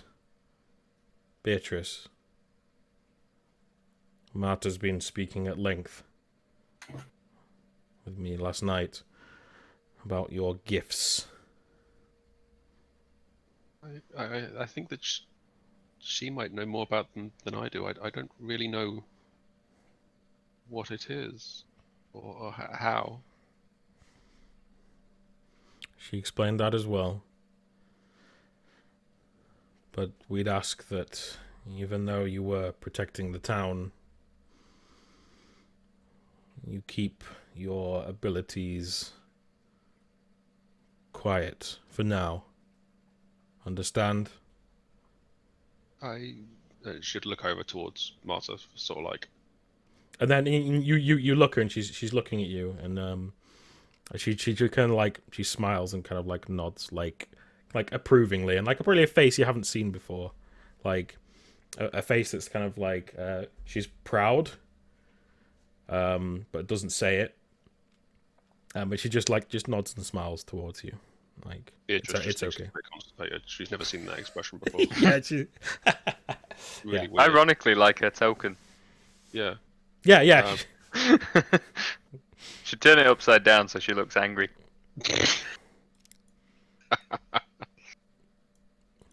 There we go. Gosh, so mad. Look at that turtleneck. Little frog.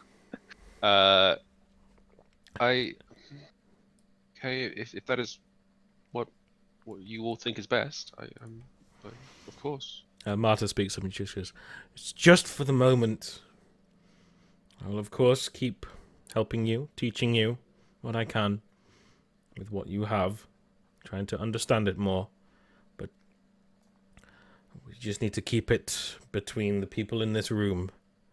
Some may have seen but not understand what you and Seamus did." She just side-eye to Seamus. "But at least yours, we know what it is." And she looks towards Seamus and goes, "And you? Where did you get your power from, and what is it? It is not of the same nature as Beatrice." Seamus looks truly bewildered. Like genuinely. It's just sort of like, you'll have to forgive me, Lady Marta, but I don't know what this power is that you speak of. I feel I contributed very little last night. All right, she stands up and like kind of maybe knocks her drink over. She kind of like stomps over to you and like gets really close and like looks at you. And she just kind of like looks at you and she's like looking, like studying you. She like kind of probably grabs your eye, like opens up your eye to like stare inside your eye more. She's like, "Somehow you're not lying. I don't understand."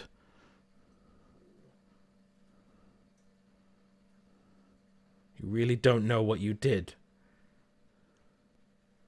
I don't know what I did, but I think I know what she did. She cocks her head and says, "She?" He sort of looks away as he says it and then snaps back to her and he's like, "Yeah, there was a woman who visited me in a dream. At first I was frightened.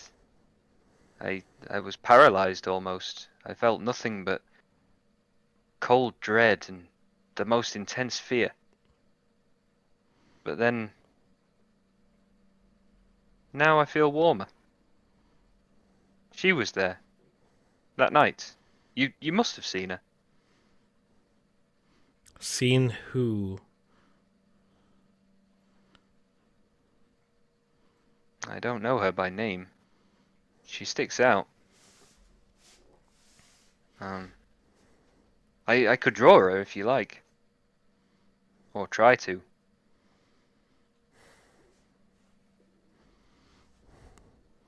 She goes, "Give me your hands." She like holds out her hands for you to place them in hers. Yeah, sure. And she looks at them. She like turns them over, like looks at them, like traces some lines on your hand. She's like,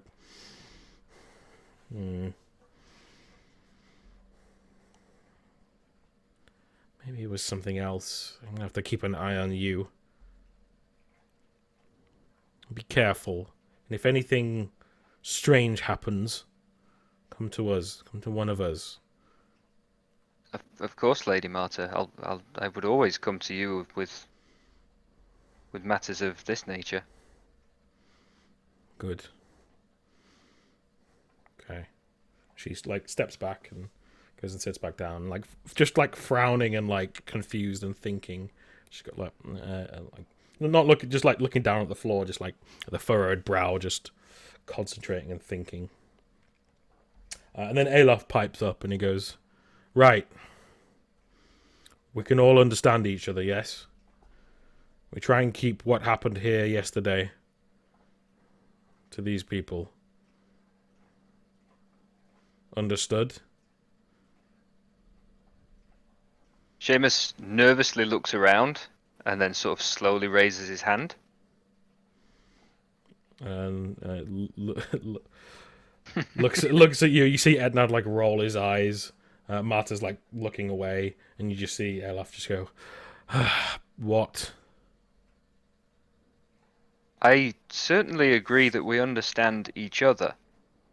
The one thing I don't think we understand is what happened yesterday. Well, I believe you're in the same boat as us in that regard. We have no idea what happened yesterday either. We have no one of... We've heard of beasts coming out of the woods, coming out of the water. But from within, that is something different. Something new. We don't know, and we don't know any more than you do. We have sent word to the city, to the Baron. See if we may get more answers or more protection or something.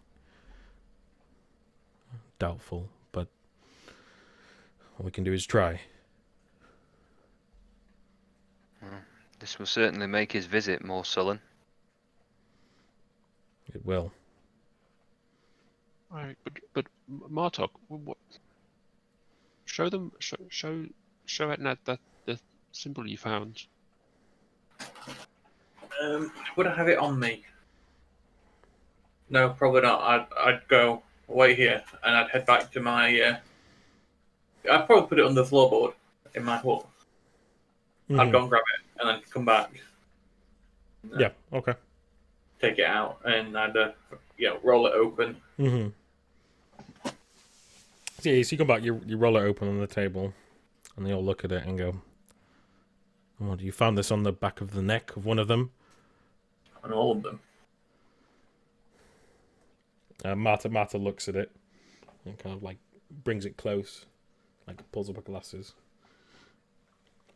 Yeah, it's just stares at it, and then she kind of like sniffs it, puts it down, and she goes, "Well, this bit is," and then she says, "Oh, this bit is," and then she like looks around and like looks at the four of you, and she's like, "I would have to do more research to see what this means."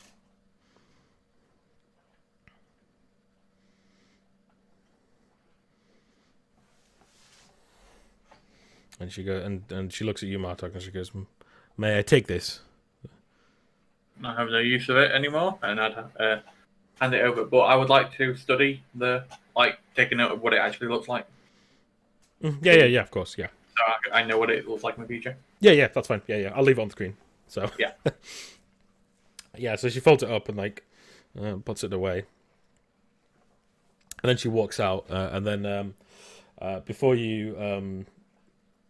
before they like dismiss you, Olaf says, "Oh, and one more thing. Something of maybe good note. Tomorrow night, we want to at least have some kind of mournful and thankful feast to you four. So even though they may not understand what they saw from some of you, they understand that you saved a lot of lives yesterday. So we want to honor that.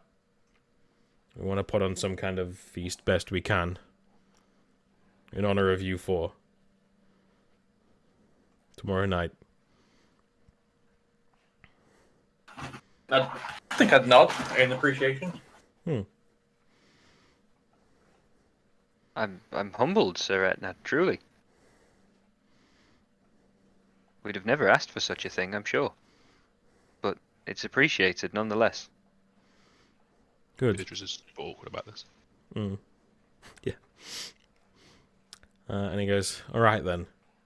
Go get some work done.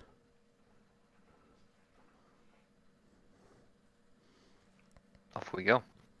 Okay. All right, cool. When we get out the tavern, Mm-hmm. Seamus would spark up a conversation with Beatrice, sort of saying like, I know we've only just spoken, but I wonder if I might be able to have a private audience with your auntie. There's been some strange goings on these last couple of days. And I don't just mean whatever happened at the tavern. I mean, in here. Points at his head. I'm sure, given everything, she'd be able to spare some time for you. Certainly, if you asked her. I know she's very busy. I don't want to take up too much of her time. I just have some, well, concerns, I suppose. Well, I would not worry too much, as she says. It's her decision how she spends her time, not yours. Not yours. You should certainly ask. If she doesn't think it's important, she'll send you away. But I don't think she will. It sounds like she wants to know. Well, perhaps I'll go and see her later this afternoon. It looks like we've still got quite a bit to do around here.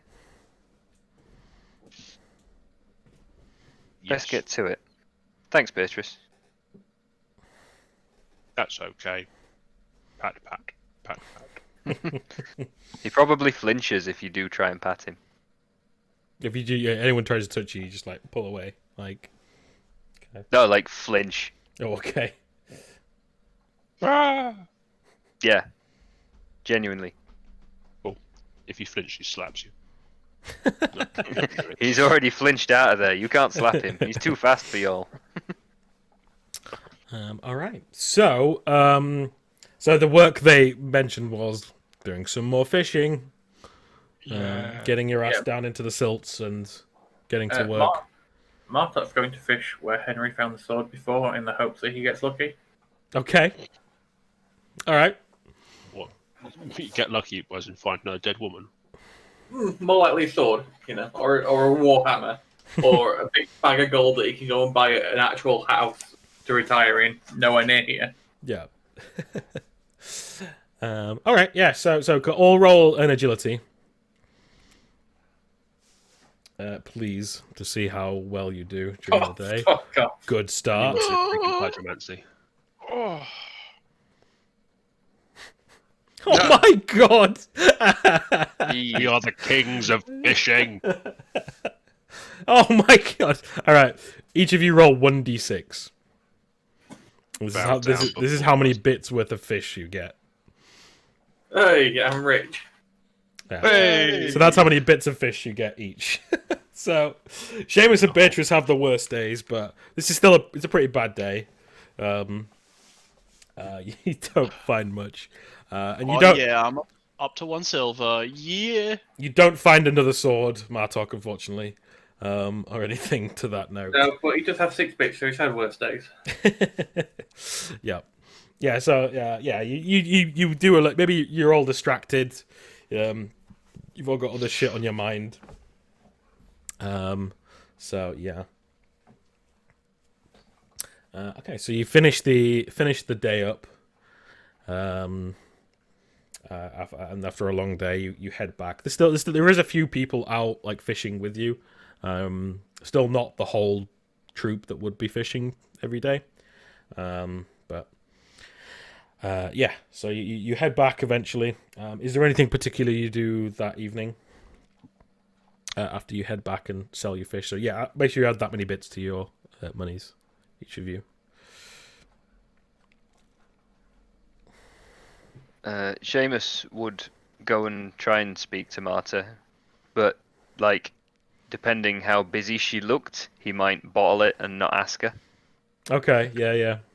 So yeah, I think maybe you walk up and she's like, you see her hut door open, and she's like inside it, and she's got that like scrap of like skin next to her, and she's just like looking at it and like tracing books, and there's like piles of books all around her. Yeah, she's too busy. I'll come back another time. Okay. Don't want to disturb her. I mean, she is mean. She's scary to approach anyway, so on the best of days. Seamus finds her quite warm. Okay. I mean, yeah, comparatively, yes. What about the rest of you? Yeah, no, nothing special. Nothing special? Okay.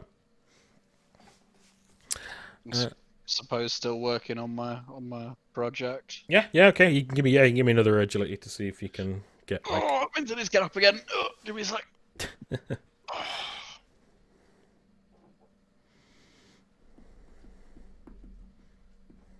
Nope.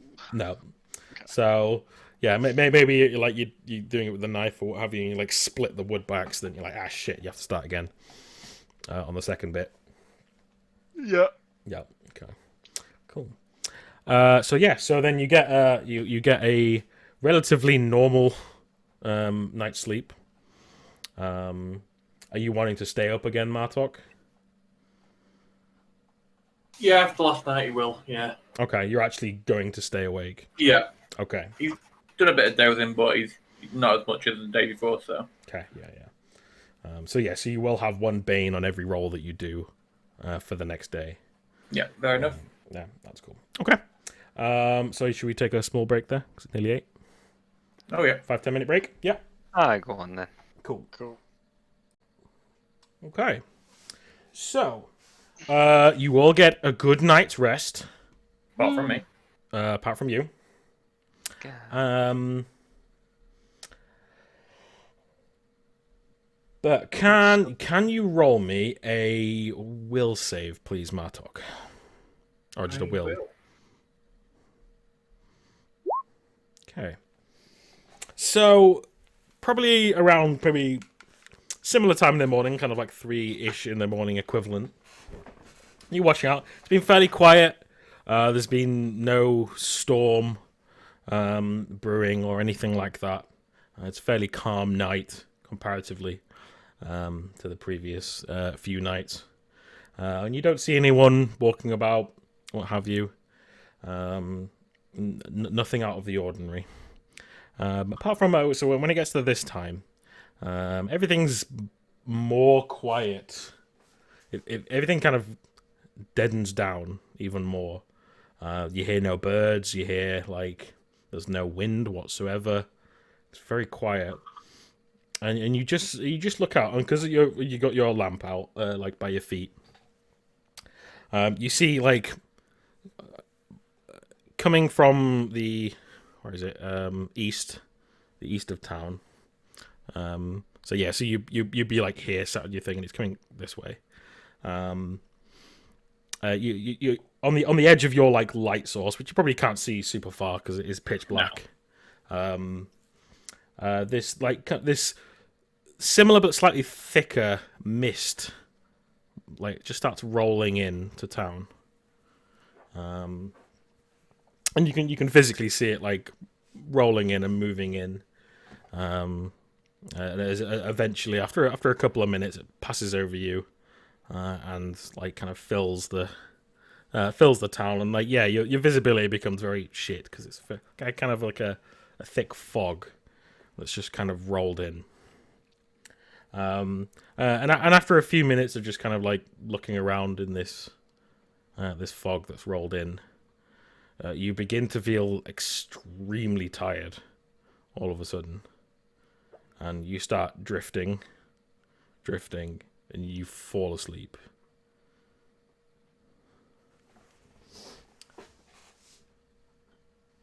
Can someone roll me a d4, please? I can't. I'm asleep. Okay. So, Henry, you wake up the next day. You wake up. You see the. You wake up. It's still fairly dark. And yeah, you think you feel well rested. You feel very, very well rested.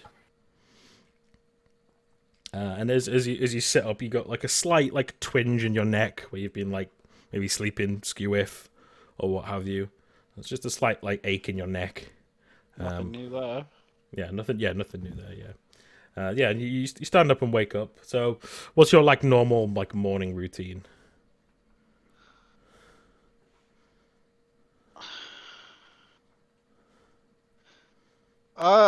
Probably just get up and like get on with it. I don't think there's much cleanliness going on in this sort of area. Speak for yourself, mate. Well, I mean, fuck it. I'm spending all my day in the water fishing anyway, so Take a bar of soap with you. Be fine. what is soap? Yeah, just get up, probably have a glass of water or something, and then get on with something. All right, yeah. So you open the door after getting ready, what have you, having your glass of water. And yeah, you open the door, and you look out, and it's still dark out. You look towards the whichever way it would be, the west, I think. In this case, you look towards the west, and you see like the sun, like just like either going up or going down, over in the distance, and then you see on the opposite side the sundered moon, which will be the equivalent of a full moon, but obviously like this broken, split apart moon, rising in the east. And you look around and you don't see like anybody on the street. It's deathly quiet. There's no one around at all. And is it apparent that it's going to nighttime at this point? Give me an int. You can maybe get up on it. God damn it! Yeah, I am. Have you not have a wireless mouse? I might have to invest. Int. Really long USB cable. Okay. You can tell that the sun is going down. Okay. So have I been asleep for like a day and a half, or? And there's nobody around. No, there's nobody around. I think the one thing that you do notice is you kind of like look around. You look like opposite the kind of couple of shacks and like the Beatrice household opposite you. All the doors are open. All the doors are just open. Okay. I'll walk to and have a look in, like peek my head in the door, maybe knock on the open door. Of which one? Just a random one, or Beatrice's? Let's say Seamus's, because he's right next to me. Yeah, okay. So yeah, Mine. Yeah, you're in the. Apparently so. Yeah, your communal shack's next to you. And you like kind of rap on the door, and then you see like as you look into like the different stalls and what have you, there's no one there. But you do rap on the door. You see like maybe like Seamus's feet sticking out. Not that you know that is his, but you see someone's feet like sticking out, like laid down. Go and have a closer look. Yeah. So you look, and it's just Seamus, just completely laid out asleep, looking blissfully asleep, laid out on his bed. But he's the only one in here.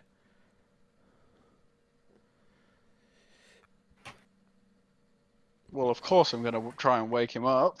Yeah. Give him like kick his ankle, Yeah. like not hard, but enough to wake someone up. Yeah, for sure. So Seamus, you get woken up by Henry kicking your ankle. Oi, peasant, get up. Morning, Henry. What? And Seamus, you felt like you've had like the best sleep like you've had in a very, very long time. That's good. I needed that. I got up and all the doors are open and nobody's here apart from me and you. What do you mean nobody's here? Wow, all of your bunkmates aren't here. So they aren't. And Beatrice, Martok? You're closest. I came here first. Then how do you know that everybody's gone? Come on. I'm Let's go find scared. Okay, yeah. Let's do that. Okay. Yeah. I assume Beatrice is his closest, so we'll go there next. Okay. I thought you were next door to Martok. I'm not looking at the No, so that's on the map here. It's diagram. Martak's over here. You're here opposite these two. Oh, okay. I'm misremembering from earlier because you were making loads of noise to keep Martok up because you. No, Yeah, he wanted to, but then we decided like this is how Okay. this is how I'd imagined it in my head. So that never happened. Okay, yeah. So where do the two of you go next? So yeah, so as you walk out, Seamus, you look around like it's deathly quiet. There's a small breeze coming from the east, but that's it.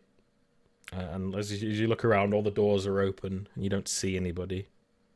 And as I said, the sun is going down. So it's in the position in the sky where it would be sunset, is what you're saying. Yes. Okay. That's unusual. Mm-hmm. Seamus probably thinks that he's been asleep all day, actually, because he feels so well rested. Yeah. So, is I really asleep all that time? It's nearly evening. It appears so was I.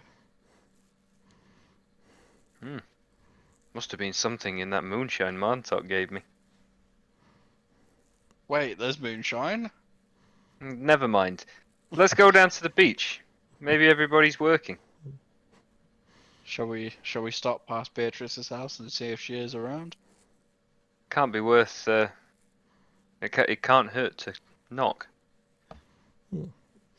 Yeah. So as you walk across the thing, like as you move, you probably like maybe just slip a little bit on like a stone or something, Seamus, and like as you ship, like you got a twinge in your neck as well. You probably slept funny. Just like a minor ache or whatever you would have when you sleep funny with your neck. Yeah, and you walk over to Beatrice's house, and yeah, the door is wide open. This Beatrice? time. Are you there? So Beatrice, you come to hearing someone shout your name in your bed. They're shouting my name in my bed. Oh heavens! No, Well, I didn't know we were that friendly. not Oh, yet. geez. Anyway, Oof. How presumptuous. Very presumptuous. Yeah, I think she would, Beatrice would come to. Well, I'd hope so. Sorry. I'd recognise Seamus's voice, obviously. Mhm. Yes, say it, Seamus. Is everything okay? Yes and no. Nobody else seems to be around. Even your house is eerily quiet, and that's very unusual. Yes, it is. Yeah, Beatrice would grab her like roby, dressing-y, gowny thing, mm-hmm. and come downstairs or come out and sort of see what's going on. Yeah. Do you share your room with any of your family members, or is it just yours? No, I think I'd have my own one. I'm Okay. not like Yeah. Okay. I think my room would be like it would have been like an addition that was added onto the house when I Yeah. like. I think that's probably how it works. Yeah, that's fine. Yeah, of course. Or like maybe it was like one of my older sister's older rooms when they moved out because they got married. Yeah, that's fair. Yeah, so you head down the stairs and you see Seamus and Henry stood at the doorway, the open doorway. What is it? What do you mean? No one's here. Well, exactly that. Doesn't seem to be anyone around the town. Not only that, but, well, take a look outside. Ignore that. Sorry, I was just testing something. Sorry. Henry runs outside really quick. No, I was actually just setting up Roll20 on my phone so I can stay laid down. Oh, wow. I'm lazy. Oh my lord. Yeah, I think Beatrice would have a look outside. What sort of? You said it was like getting dark. Yeah, so the sun is going down, so it'll be like another 20 minutes or so before the sun's completely gone.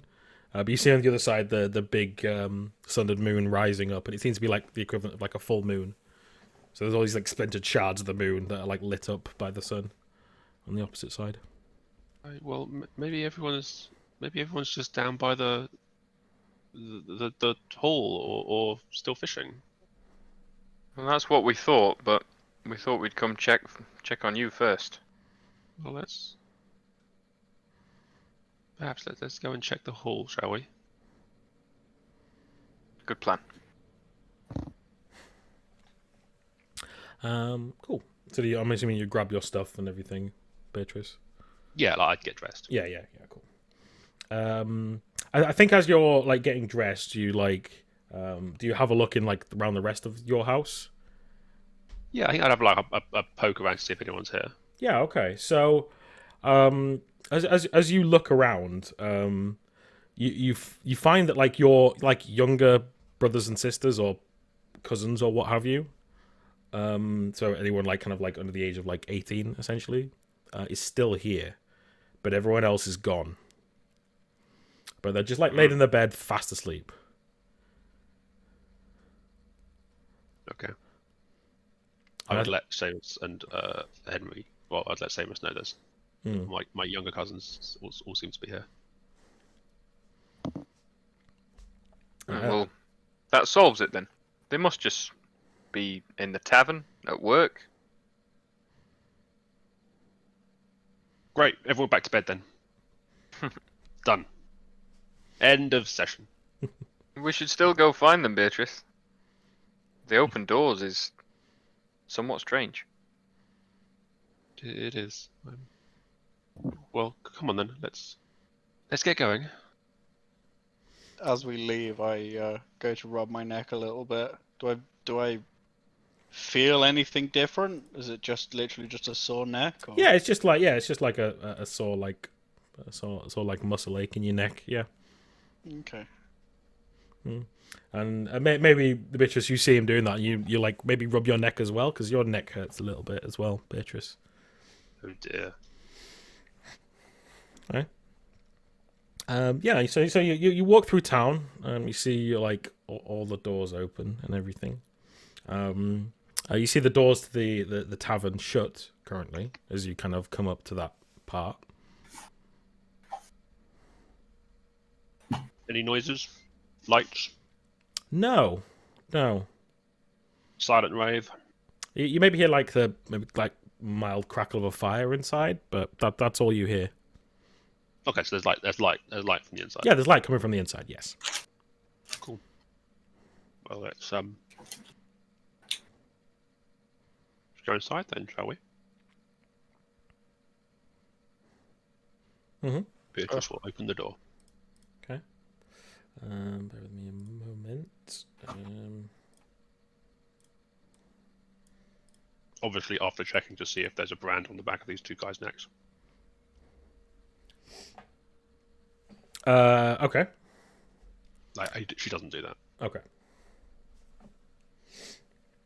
I'm assuming it just feels like a twinge neck. Yeah, it just feels like a twinge neck. Yeah, pretty much.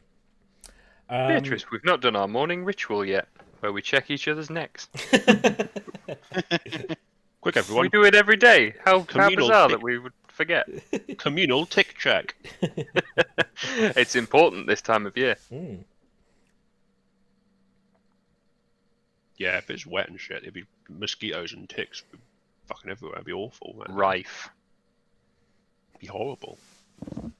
I hate ticks. Oh, I had one fucking FSC right next to my nuts. It was the worst. Sorry. Yeah. Anecdote there. That we'll just leave it at that. Yeah. We had a camp a couple of years ago where it was pretty bad. Fucking harlock, man. Fucking harlock. One of the camps, she's got Lyme disease.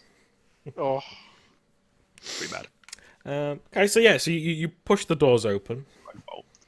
You push the doors open, and you hear the crackling of fire. And as you look in, you don't see anyone in here. But the thing that you do see is in like the middle of the floor, just below like the raised platform. It is curled up in like the fetal position. It's just this person.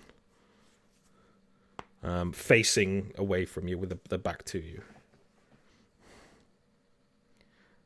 Just not moving, just curled up like in the fetal position. That's the only person you see in there. And the fire's going. It's kind of like slowly dimming down. It was probably lit a few hours ago, maybe. Hello? Are you okay? No response. What's the bartender's name? There's sort of the bartender's name. Alaf. I should call out for Alaf. No answer. I'm guessing that in this small town we would recognise this person if we did. Yes, yeah. You can see the back of their head. So it's like maybe short, like black, scraggly hair. So, it's a person in this town. No one named yet. Oh, so it's someone from this town. Just someone we recognise. Yeah. You'd recognise this person. Yeah. Oh, it's from the back of their head. Yeah. Oh, it's cousin Benny. Probably. Benny, no. Yeah.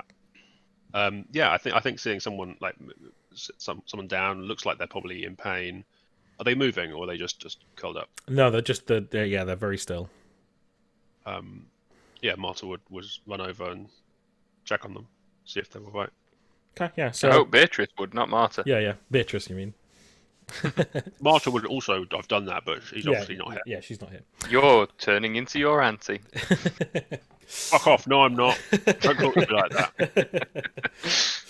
that. So how do you check on them? Do you like walk up to them, like roll them over, or? Yeah, I'd run up to them and have a look at their face, sort of check to see if they're breathing. Okay, yeah. So as we get that kind of camera angle, as you can like pan over them and like look at this person, and then the thing when you look at it, you definitely like take a step back, as their face is like wide-eyed, mouth open, looks like they're screaming, but it's like frozen in place. Deathly white, with their hands like kind of like in rigor mortis, with their hands like all like hardened.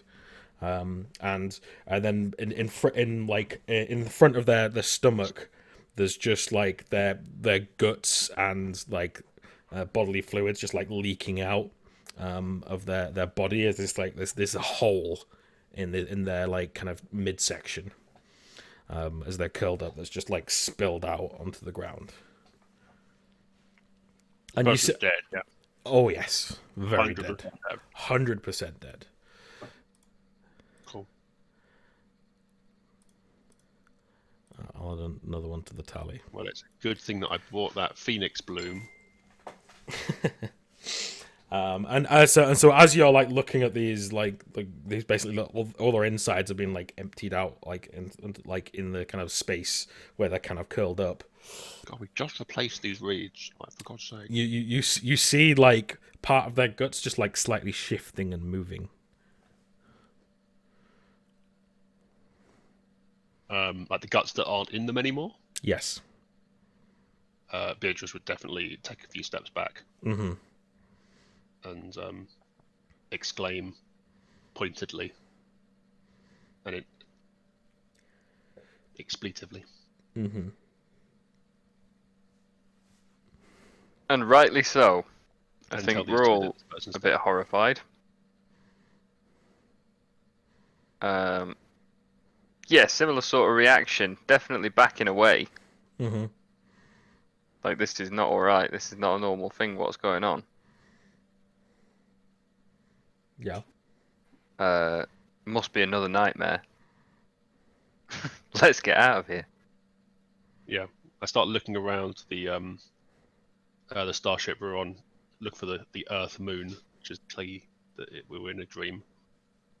And sorry, this is a reference to a TV show that none of you have got clearly. Star Trek Voyager. Whoosh. It's been a long time since I watched Voyager. Yeah, me too. It's all on Netflix. I might start watching it with Sophie. It was so good. Yeah, it was. Voyager gets way more hate than it deserves.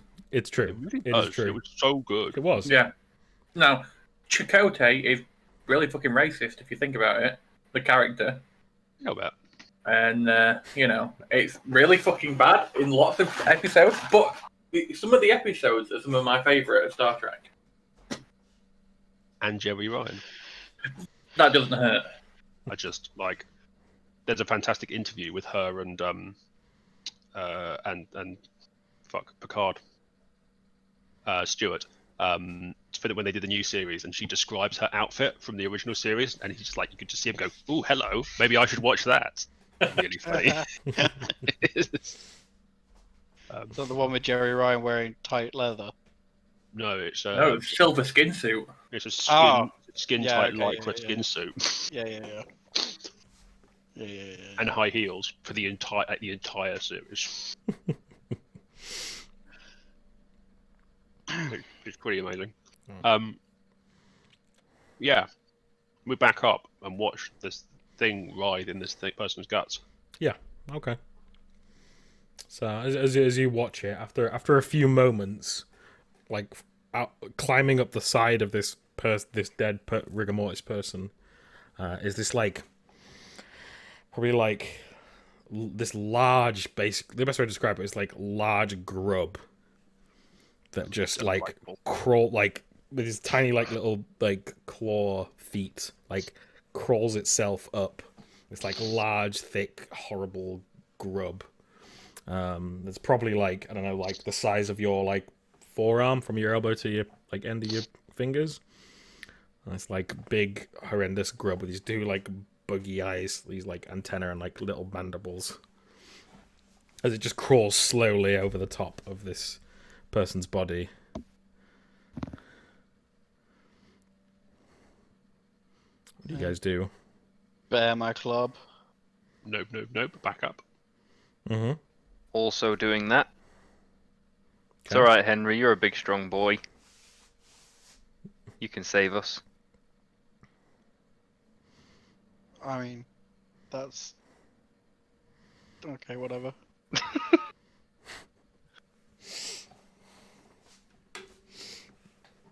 Okay. So as this thing like standing like on the side of this person, it seems to like turn its head and like shake and writhe a bit, and then you see basically its head burst, and this basically this eyeless like essentially like I guess it'd be like a baby face.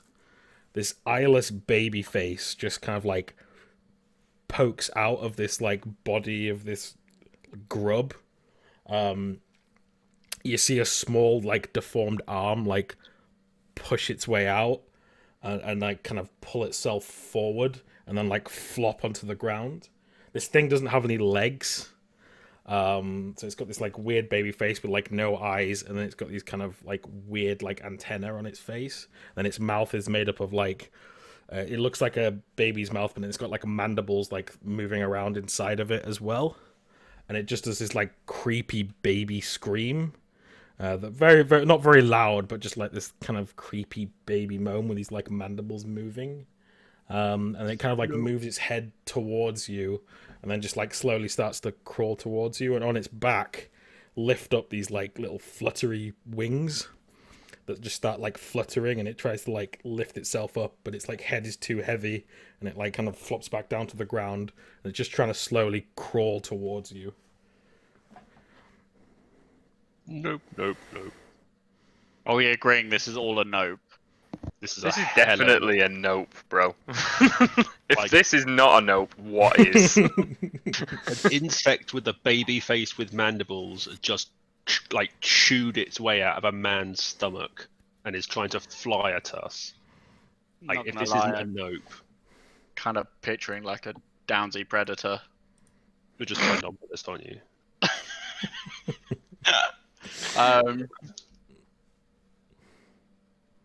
Yeah. So you're all backing up way. You can like walk way faster than this thing can crawl towards you. What do you guys do? Do you just keep backing up and just you book it out of here, or? Do we hear anything else? Can I hear multiple? Are there any other hid in this room somewhere? Give me a perception. Where is that? Where is that? There it is. Nope. You can't hear or see any more in this room now. Maybe we do just back off. I think so. Okay. Like, this thing is horrific. This has got to be like nothing we have ever seen before. No. So I think the natural reaction would be, fuck this. Yeah. And or kill it with fire. Yeah. I don't know if Seamus is that brave to initiate that, so he's definitely flighting instead of fighting. Yeah, At I this think point. Beatrice would sort of start backing up towards the fire, Mm-hmm. which I presume is like over by the other wall or something. Yeah. Assuming is there like another exit from the building over there? No, the other exit would be at the back of the room, so like beyond this thing. So So Like, shitty yeah, map. shitty drawings. Shitty map. Here we go. Just as like Yeah, no, it's Like, fine. It is where fine. to So go. yeah, so we've got the doors here. The fire would be like over in this side. The raised platform would kind of be like at the back there. There'd be another door like here, out the back right. And that would be the other entrance out of there. And like the body was here, and this thing is crawling towards you here. That makes so I sense. thought we'd gone like round it so we could see its face. So I sort of imagined it was bang in the middle of the room, sort of like No. So I said it was like moving lent around up like at the base of this this like raised platform. Oh, okay. So the Yeah. body is facing this way, like towards the raised platform, but not on it, just at the front of it. It's like curled up next to it. Makes sense. Okay. Yeah. That makes okay, sense. cool. So then it crawled over like towards you, and then like So, the so the door's behind us. Let's Yeah, the just back door's up. directly behind you, and then the other door would be like here. Yeah, let's just back up to the main door. Yeah. Okay. Yeah. You can definitely like this thing's super slow. It's like trying to flutter these like broken wings, these broken like weird flesh wings, as it just like tries to flutter and move, and like with its one arm is trying to crawl itself towards you. Is there anything close that I can see that I can use to block the door from the outside? Like a beam or pole or broom or something Or a like chair. that. Or a chair. I mean, I'd assume these doors open inwards. Yeah, that's what I'm thinking. Get a chair or something under the handle. You could probably like break off a chair leg and like stick it in the door handles so that you can't open them. Yeah. Like classically. Yeah. Okay. You So I attempt to do that. Okay. And at the same time, I turn to the other three and say, "Get fire!" The other three, who's there? Yeah, Martok's not there. Oh, the other two. Sorry. Yeah. Yeah, we just left Martok to die in his hut. Yeah, I would like to take a fast turn and roll over in my sleep. Roll an agility check to not fall out of bed. No. I think we get the camera angle like looking from down the street, and we see like them backing out of the tavern bit, and then we just kind of like catch a glimpse in the corner of the camera of just like Martok just asleep in his chair, on his on his balcony. Okay, so you back up, you close the doors, you kind of like you break a chair, you put the thing in there, and then you step back. What do you do next? We should burn it. I feel like just locking it in there is not a sustainable solution. We need to. I don't think burning the tavern down is either. That seems extreme. No. Maybe that can be like Plan D. Hmm. That could be the backup plan. I think we should raise it at least a plan B. But only Plan if A it's being Plan try A. and kill it. Plan A 1, Plan A 2, Plan A 3, and Plan B. Cool, done, deal. Or is it Plan 1A and then 1B, if you're that way inclined? No, that's just too confusing. Don't be silly.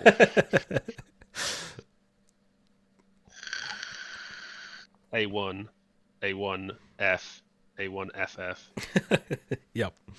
So we're getting into XL numbers here, yeah? A2G. Yeah, that's it.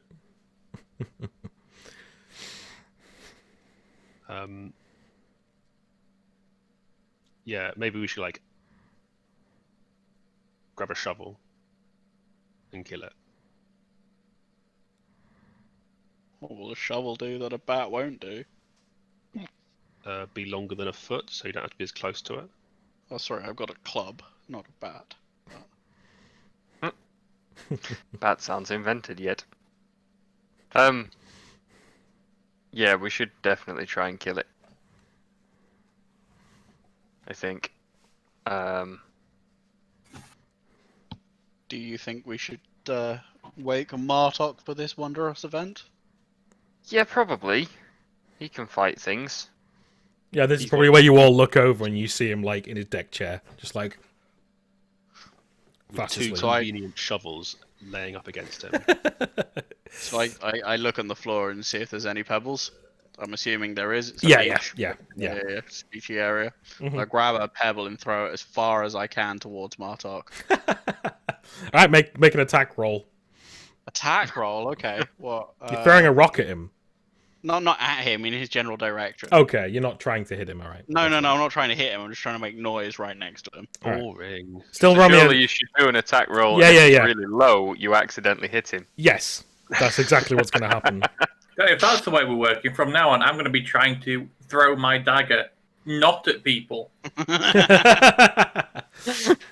6. Okay, yeah. I don't think it's low enough to hit him, but yeah. So, Bartok, you get stumbled awake as a stone clatters in front of you on the balcony and wakes you up. I mean, I don't think I would. I'd notice it. I'd probably have a quick look around and then go back to sleep. It's just a rock. Okay. You know. I think do you it would hear us again. shouting you, for sure. Oh, if you shout, There you as go. well. If we're close enough for Henry to be able to throw a rock, we're definitely also going to shout you. Yeah. Alarmingly. Oh, wait, what are you making all this noise for fuck's sake? Just come here, quickly. Bring your spades. That too. Spades, fucking. What's his name's got them? They're not. They're right there next to you. Are they? Behind Or does the cannibal still have them? Because we borrowed his last time. Well, you borrowed his last time. Yeah. Yeah, I never gave it back. Look, it's on my token. To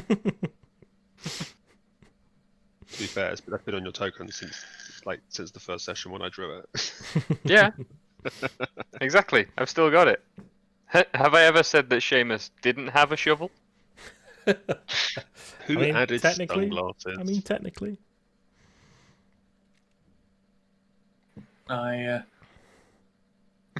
and a pipe. It's brilliant. The pipe, me. I don't know who added the sunglasses. I'm going to run to the smith, and Yeah. I'm going to kick the door in, and I'm going to grab his shovel. You don't have to kill the door in because it'd be like an open like area for the kill and everything, for the Alright, for the fire and everything for the forge. I'll grab the So all shovel, doors open. and as I'm there, I have a quick look around. Do I see anything that will be more effective as a weapon than my shitty little dagger? I want something with a bit of reach. He doesn't even have to be any better stat-wise. I just thematically, I'd get like a big hammer or something. Yeah, well, yeah, there'd probably be like some kind of like big hammer for like hammering like large bits of metal. There'd probably be like some kind of like pickaxe or something to that effect. There would definitely be a shovel here. Yeah. Yeah, I'll grab a shovel and I'll grab the biggest hammer I can find. Yeah. Okay. Yeah. Grab a hammer. For sure. Let's see if they're any different. Let me have a look. I think they're the same, unless it's a warhammer. Yeah. Let me see. If there's an actual hammer thing. The hammer or hatchet. So it's 1d3 damage. Yeah. Yeah. Yeah. Same as a dagger. Yeah. Same as a dagger, but it's a hammer. Yeah. Cool. I've got a big hammer now. So. Mhm.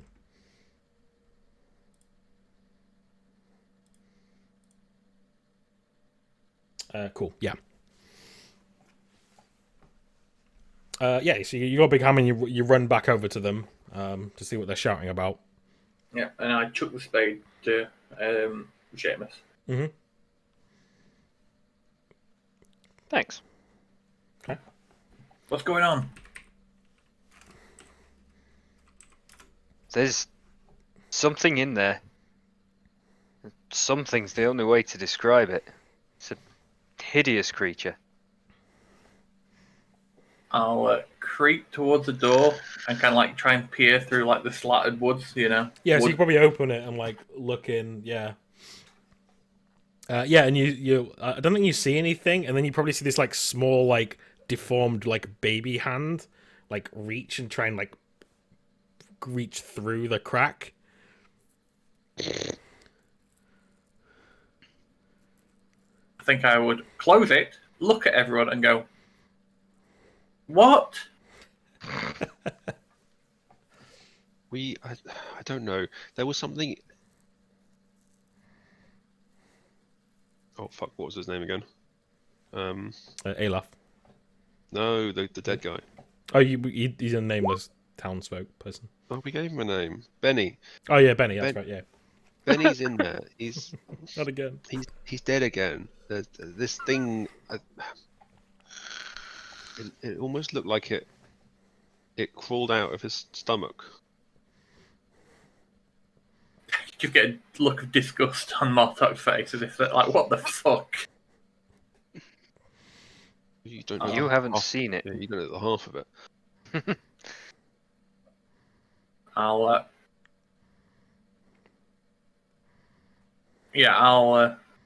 open the door and take a proper look.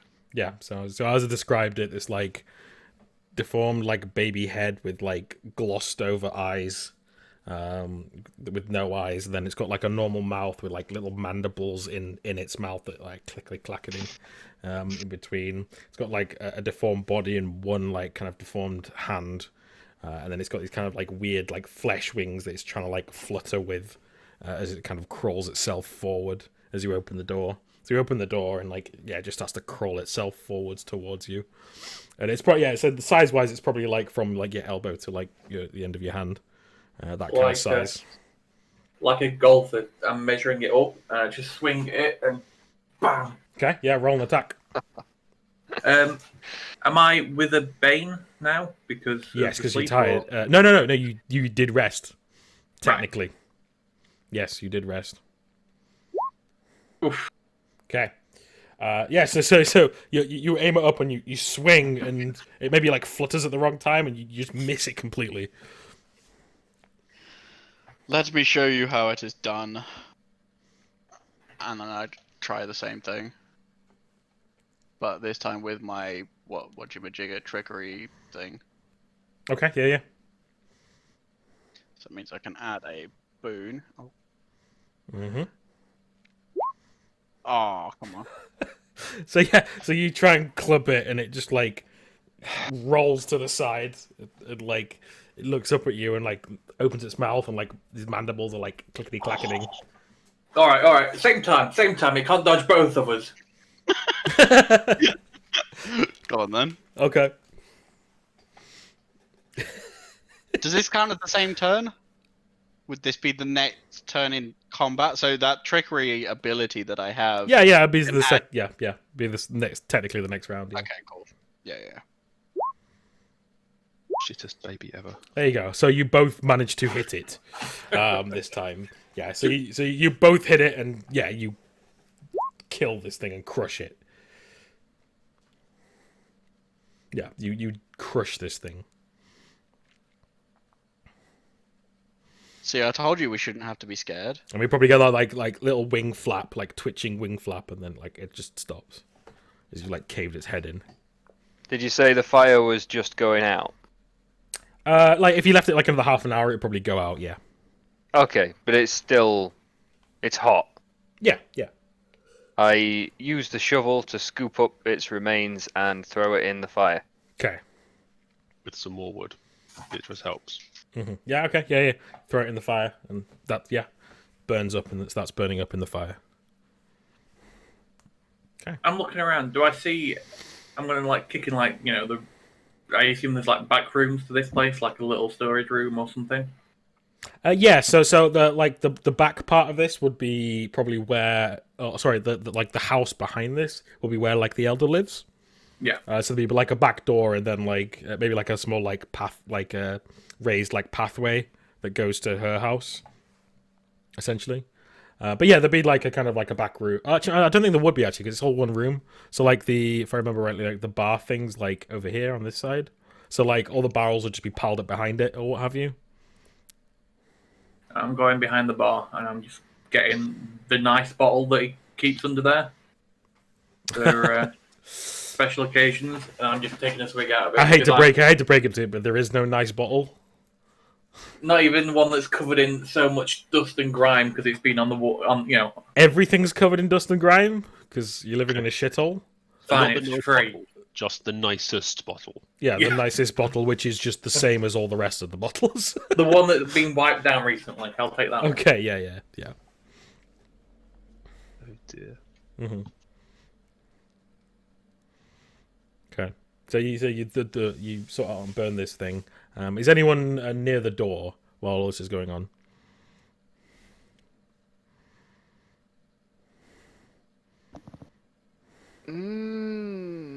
Maybe. Yeah, because like the thing's gonna be stinking, isn't it? Yeah, it's things like So- burning flesh. Yes. Probably don't want to like hang around in here and smell that. Especially not Seamus. Actually, 100% he is not in there. That smell just like makes him retch, Yeah. and Fair. he has to go outside. Mm-hmm.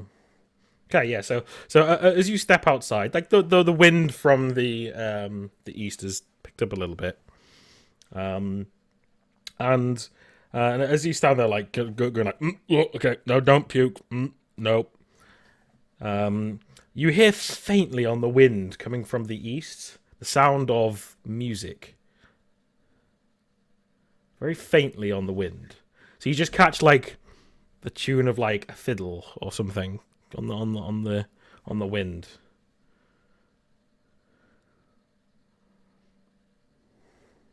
We just stops and listens to it for a moment,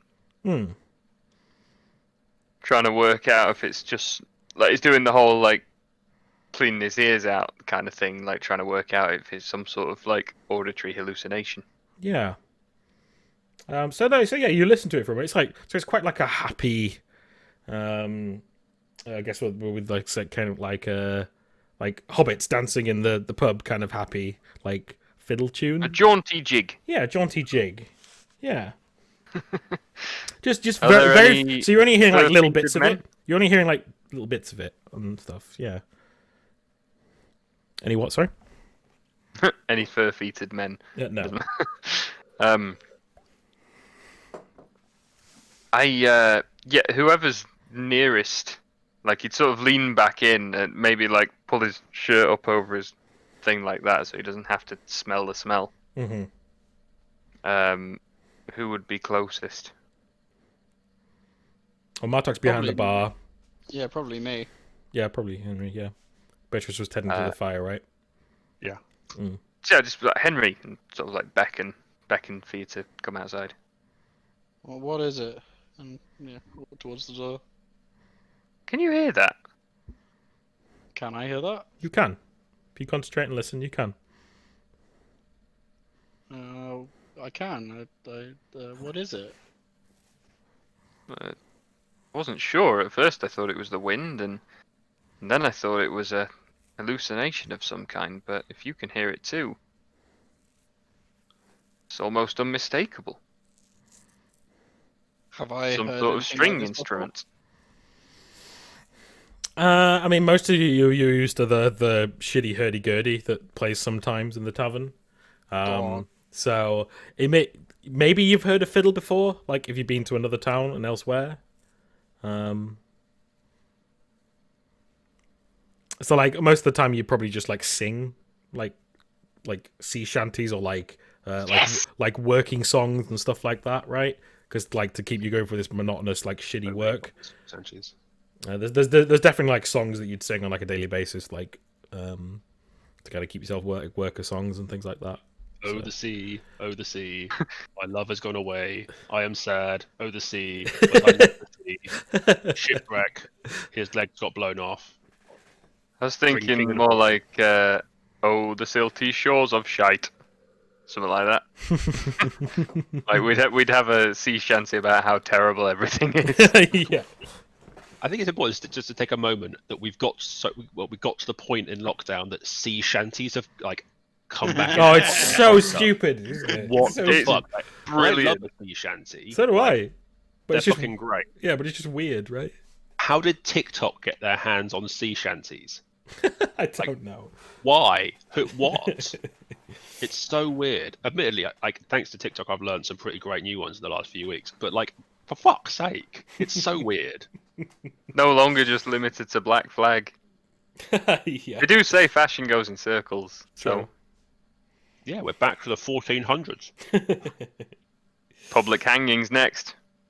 If you have a COVID party, that's it. Public hanging. Yep. Boris Test is bringing positive. it back. Boo! You're out. Exactly. It's either a public hanging, or you get 500 quid. They haven't made their minds up yet. It's up to 800 now, but also it doesn't start till next week. So if you're gonna have a party, have it this weekend. And also, how about the people who've had to isolate for like so they don't get it?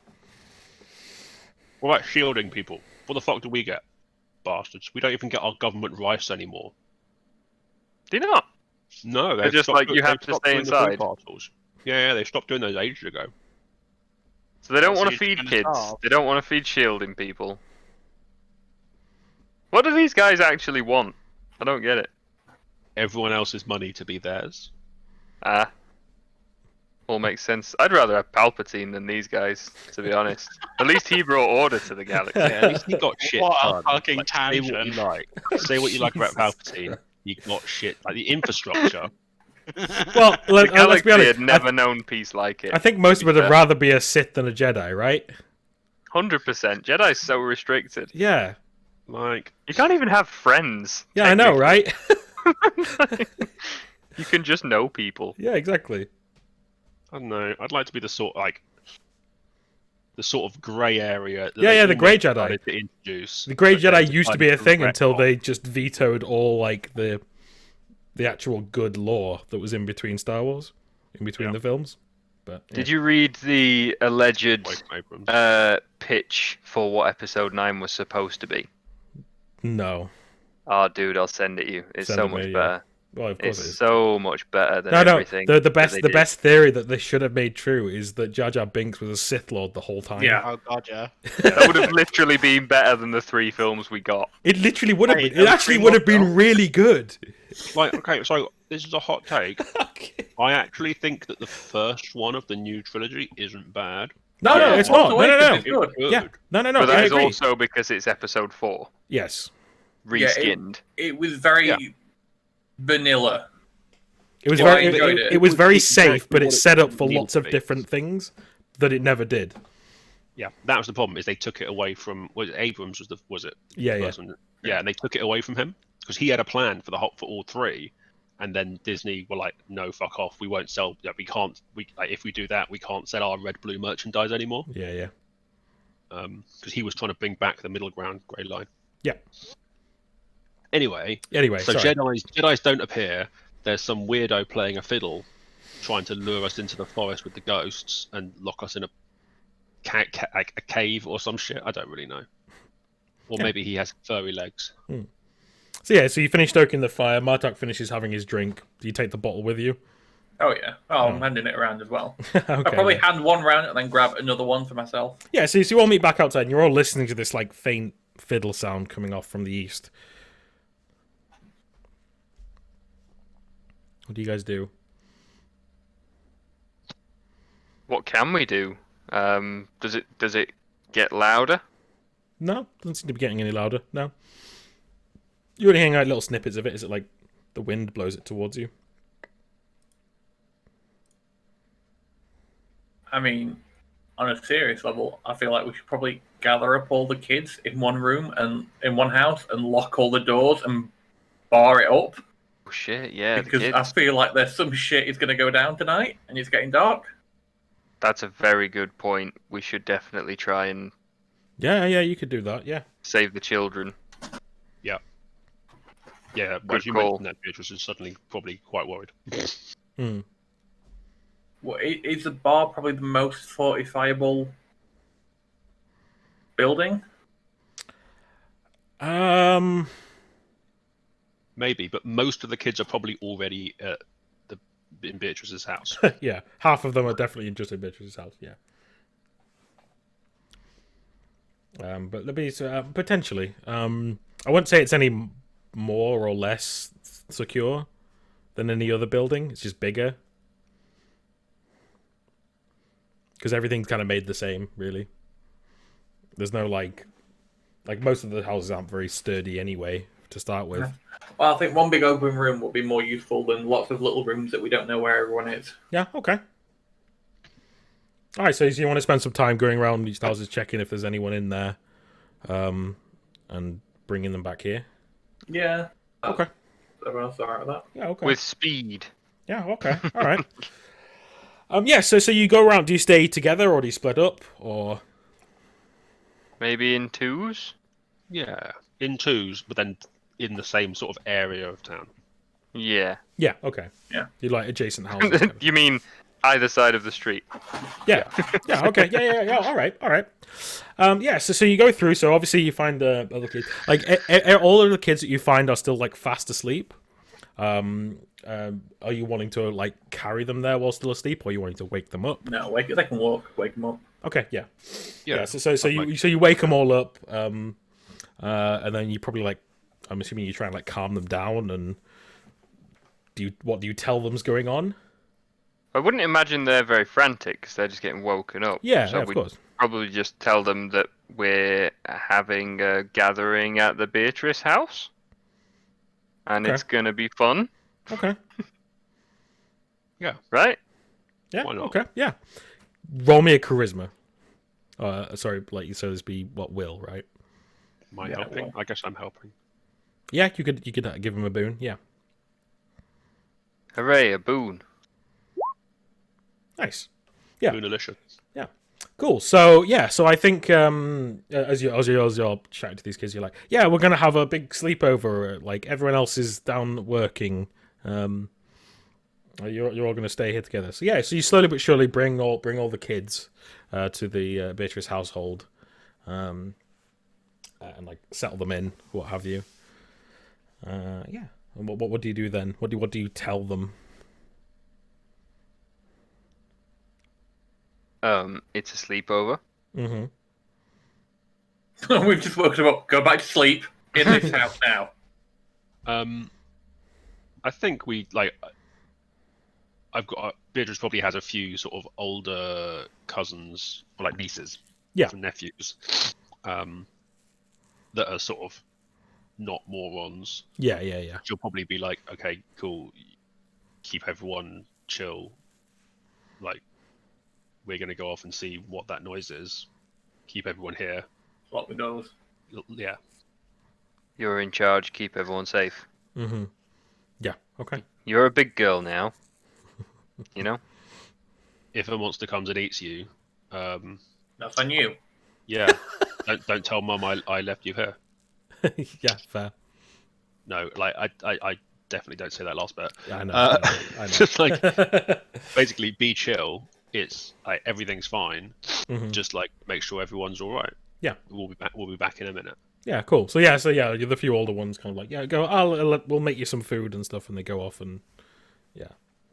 Okay, yeah, and then they lock the door behind you.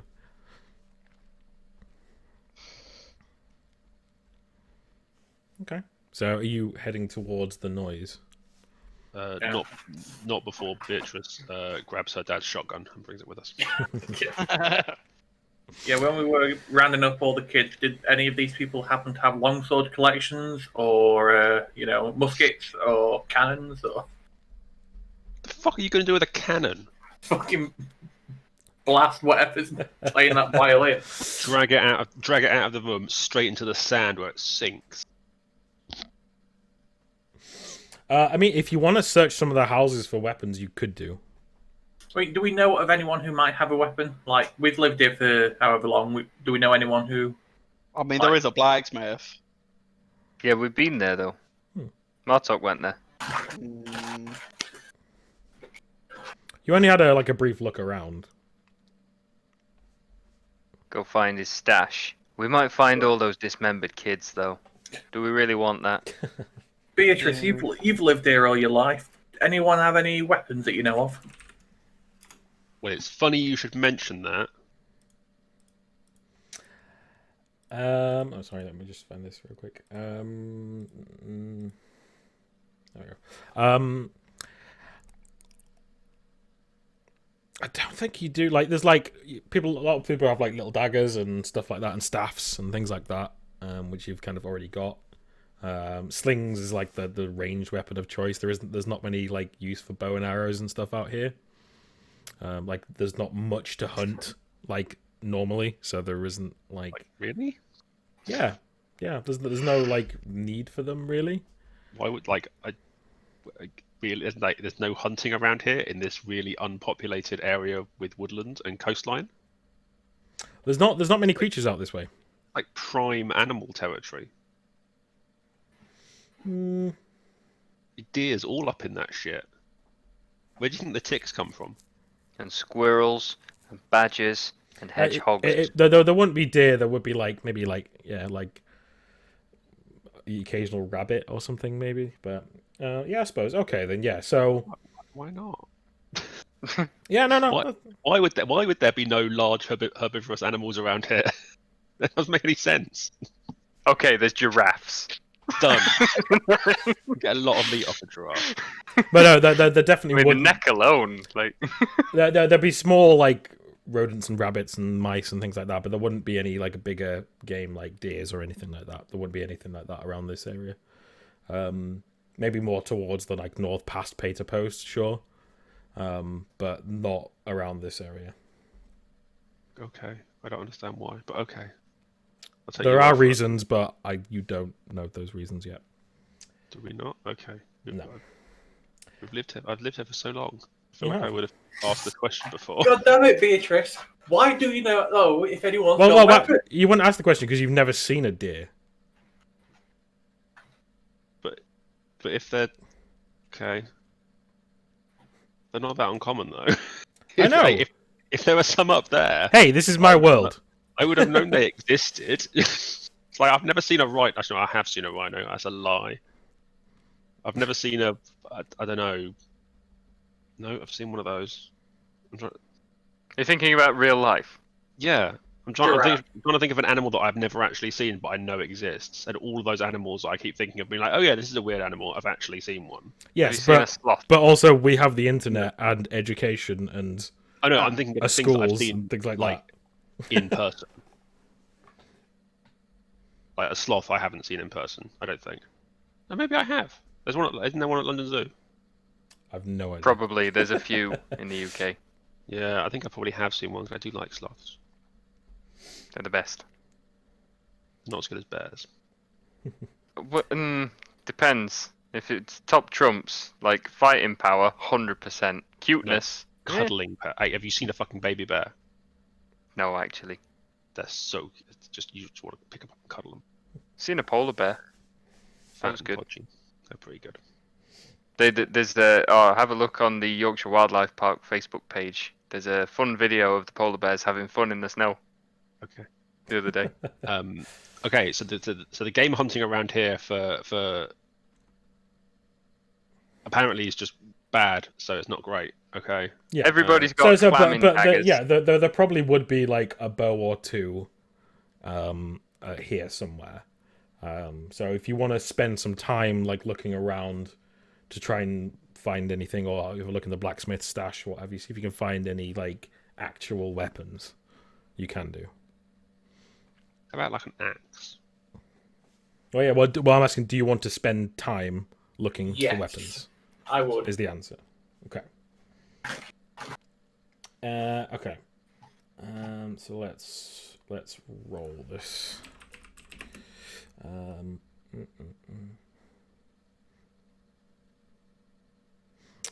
Okay, let's see.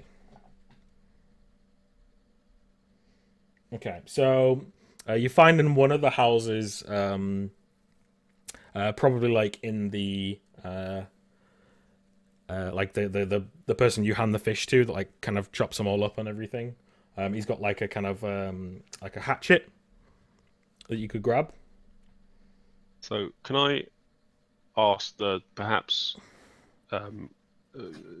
obsequious question of why does every house not have an axe if all these houses are heated by wood burning fires?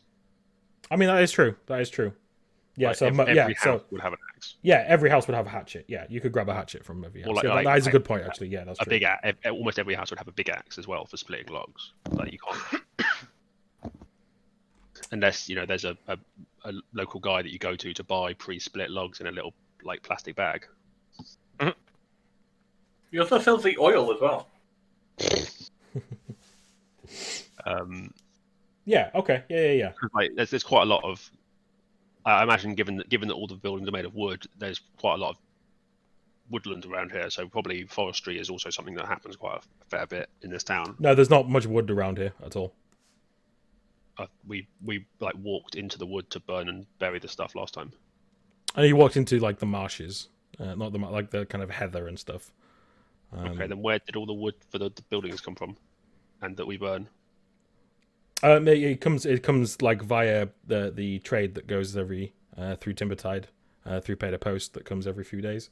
The majority of it. There are like some like occasional trees like spread out, but there's no like forest or small like woodland area or anything like that Okay. around here.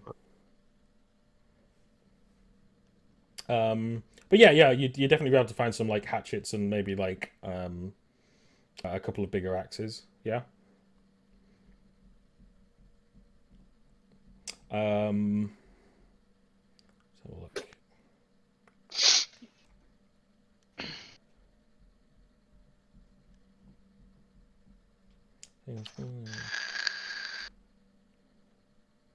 Get it, Alex, you vape. And you have feet. Jeez, man, fucking show off. Do God, you think put I your can sunglasses make on. some money on OnlyFans here? So You yeah, have so quite feminine feet. so you'd all be able to find a hatchet if you want one. So that's 1d3 damage. You can throw them as well. So anyone who wants to add one of those to their inventory, they can. It's the same as a dagger, basically. Isn't Yeah, it? it's the same as a dagger. Yeah.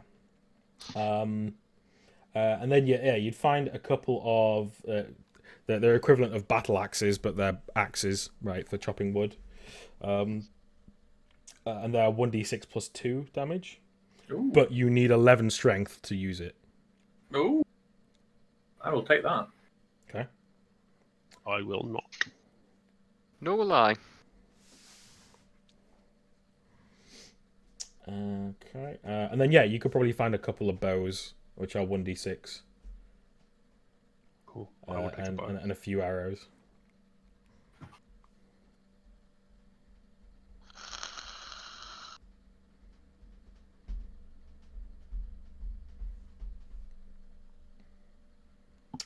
Cool. So who's taken what of those things? The war woodcutting axe. Yeah.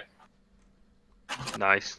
I'm surprised you didn't name it Martuk's Matuk. Yeah, can I combine it with a pickaxe and a hatchet? Maybe later. But yeah, so that you find those things, so you can add them to your thing. Cool. Right. So after you kind of like spent some time looking around, as you kind of like come back out and you're kind of ready to potentially move out, you hear that the tune that you keep hearing on the wind has changed to more of like a sorrowful, like slow melody. It just keeps like wafting through the wind on towards you.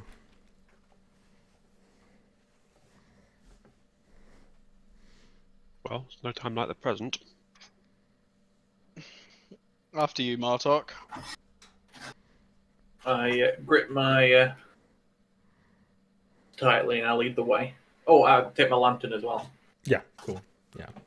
So it's like the equivalent of a full moon with a big sundered moon in the sky. So it's kind of essentially like a dim light, so you can see where you're going. Obviously, the lantern will help, but you can still like see because it's like big in the sky. So you start following the wind. So Martok, you're leading. So give me a perception to see if you can kind of like follow where this sound is coming from. Nope. Okay. I'm behind him, and I am perceiving this as well. All right, yeah, you can all roll really. Whoever's attempting to. Martok is in that general direction. I point slightly too far to the left. I like the idea that everyone points me in slightly the wrong direction. That it's somehow all like you say to go that way, you say to go that way, so I go like in the middle, and it kind of works. Yeah, probably like Triangulate it based on all shit directions. No, it's not necessarily like you're not going to find the source of this. It's just that it's going to take some time. So it takes some time. So you're walking around, you keep hearing it, and then you like walk in a direction for a bit on these kind of like more like scrublands. As you could like, so there'd be like a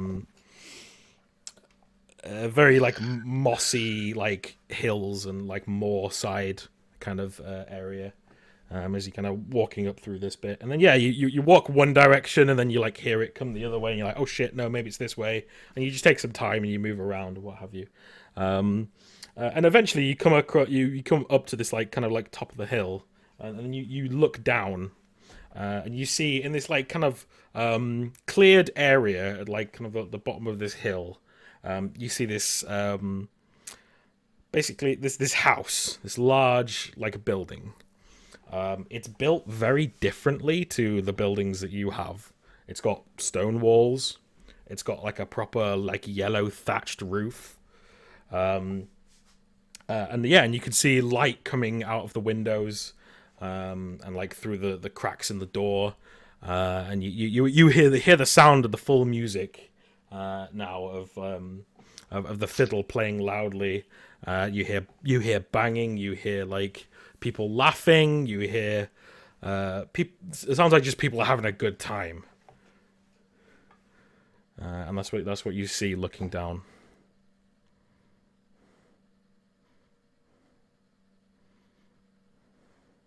Oh dear. Must be evil afoot. Like the Pied Piper, but raving for adults.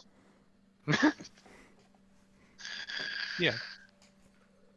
Do you see anybody, or are they all inside? You see like shadows shifting like in the open like windows, but you don't see any specific person. No. Everyone inside. Okay, cool. Yeah, everyone. You don't see anyone outside. Yeah. Okay. Walk up to the door and knock. Yeah. Maybe have a look through the window first. Yeah, I could have a look through the window first, I suppose. Yeah, okay. So are you all heading down? Are you all trying to be stealthy or anything like that? Or are you just walking straight down? Like,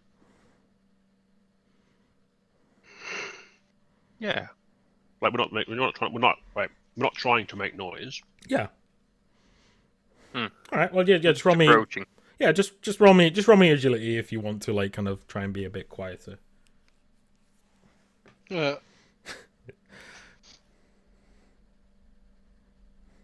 Sure. I why don't not? even have the heavy plate armor to fall back on now. Oh, All right. Martok's a ghost.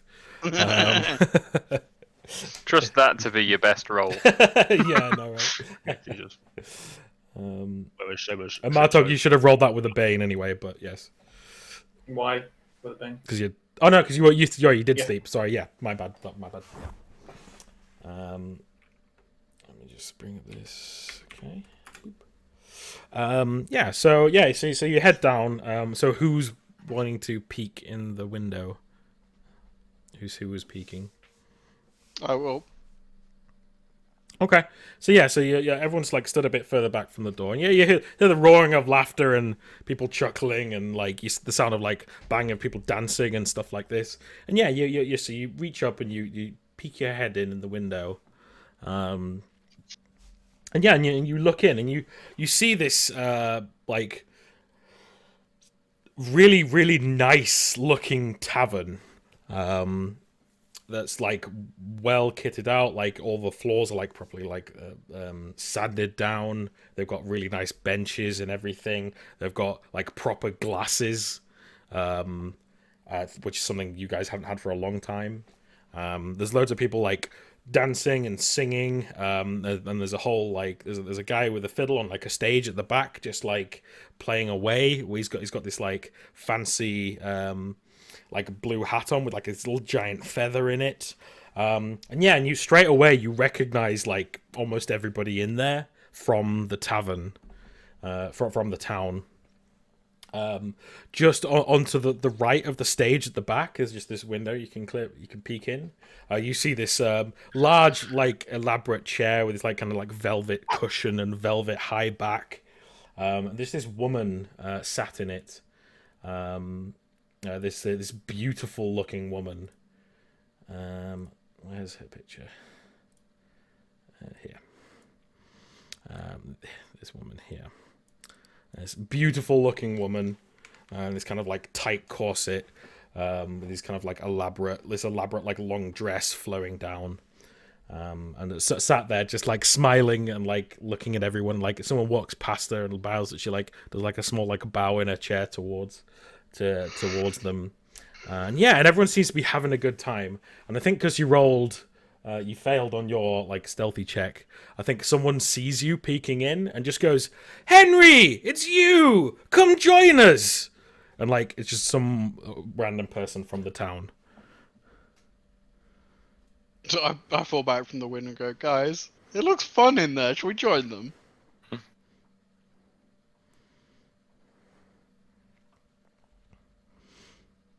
I think after a few moments, after you fall backwards, the door opens, and these two beautiful women, pretty like scandally clad, step out, and they go, "Please come on in. We're welcoming to all." What is this place? Oh, it's the tavern of our dearly beloved. Would you like a drink? It's on the house. You can just see the focus in Louis' eyes as he's trying to draw these glasses. It's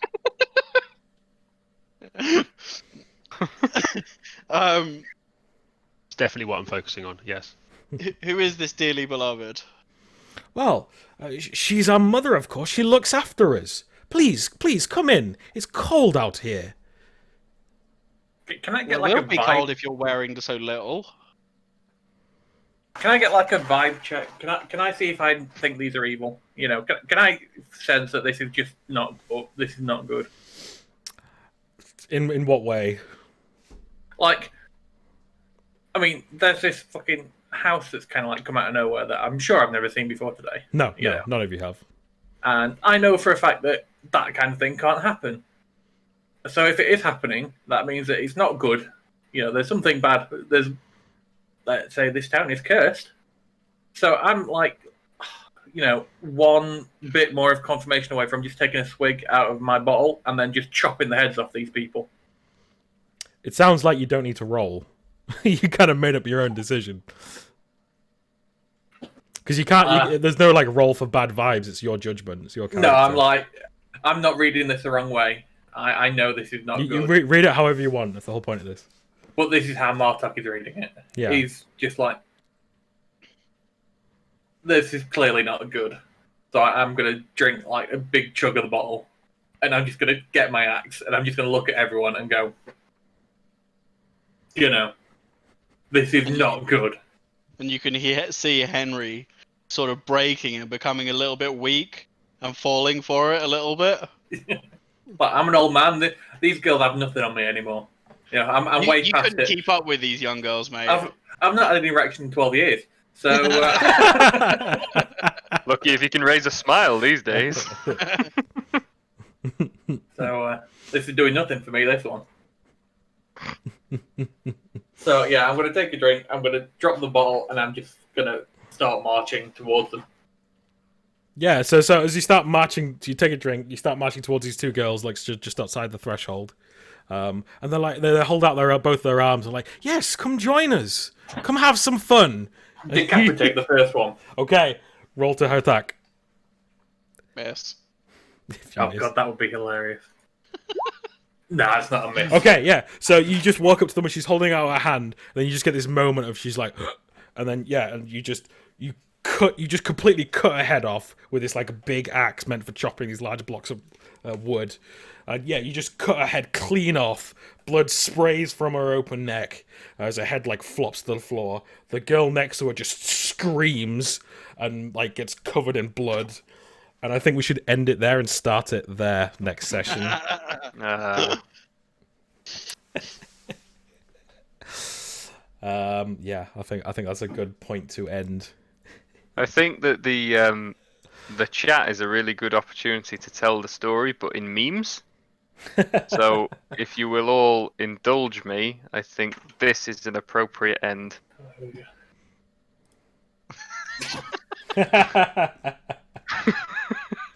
Perfect. Maybe add some blood in there. Yeah. But yeah.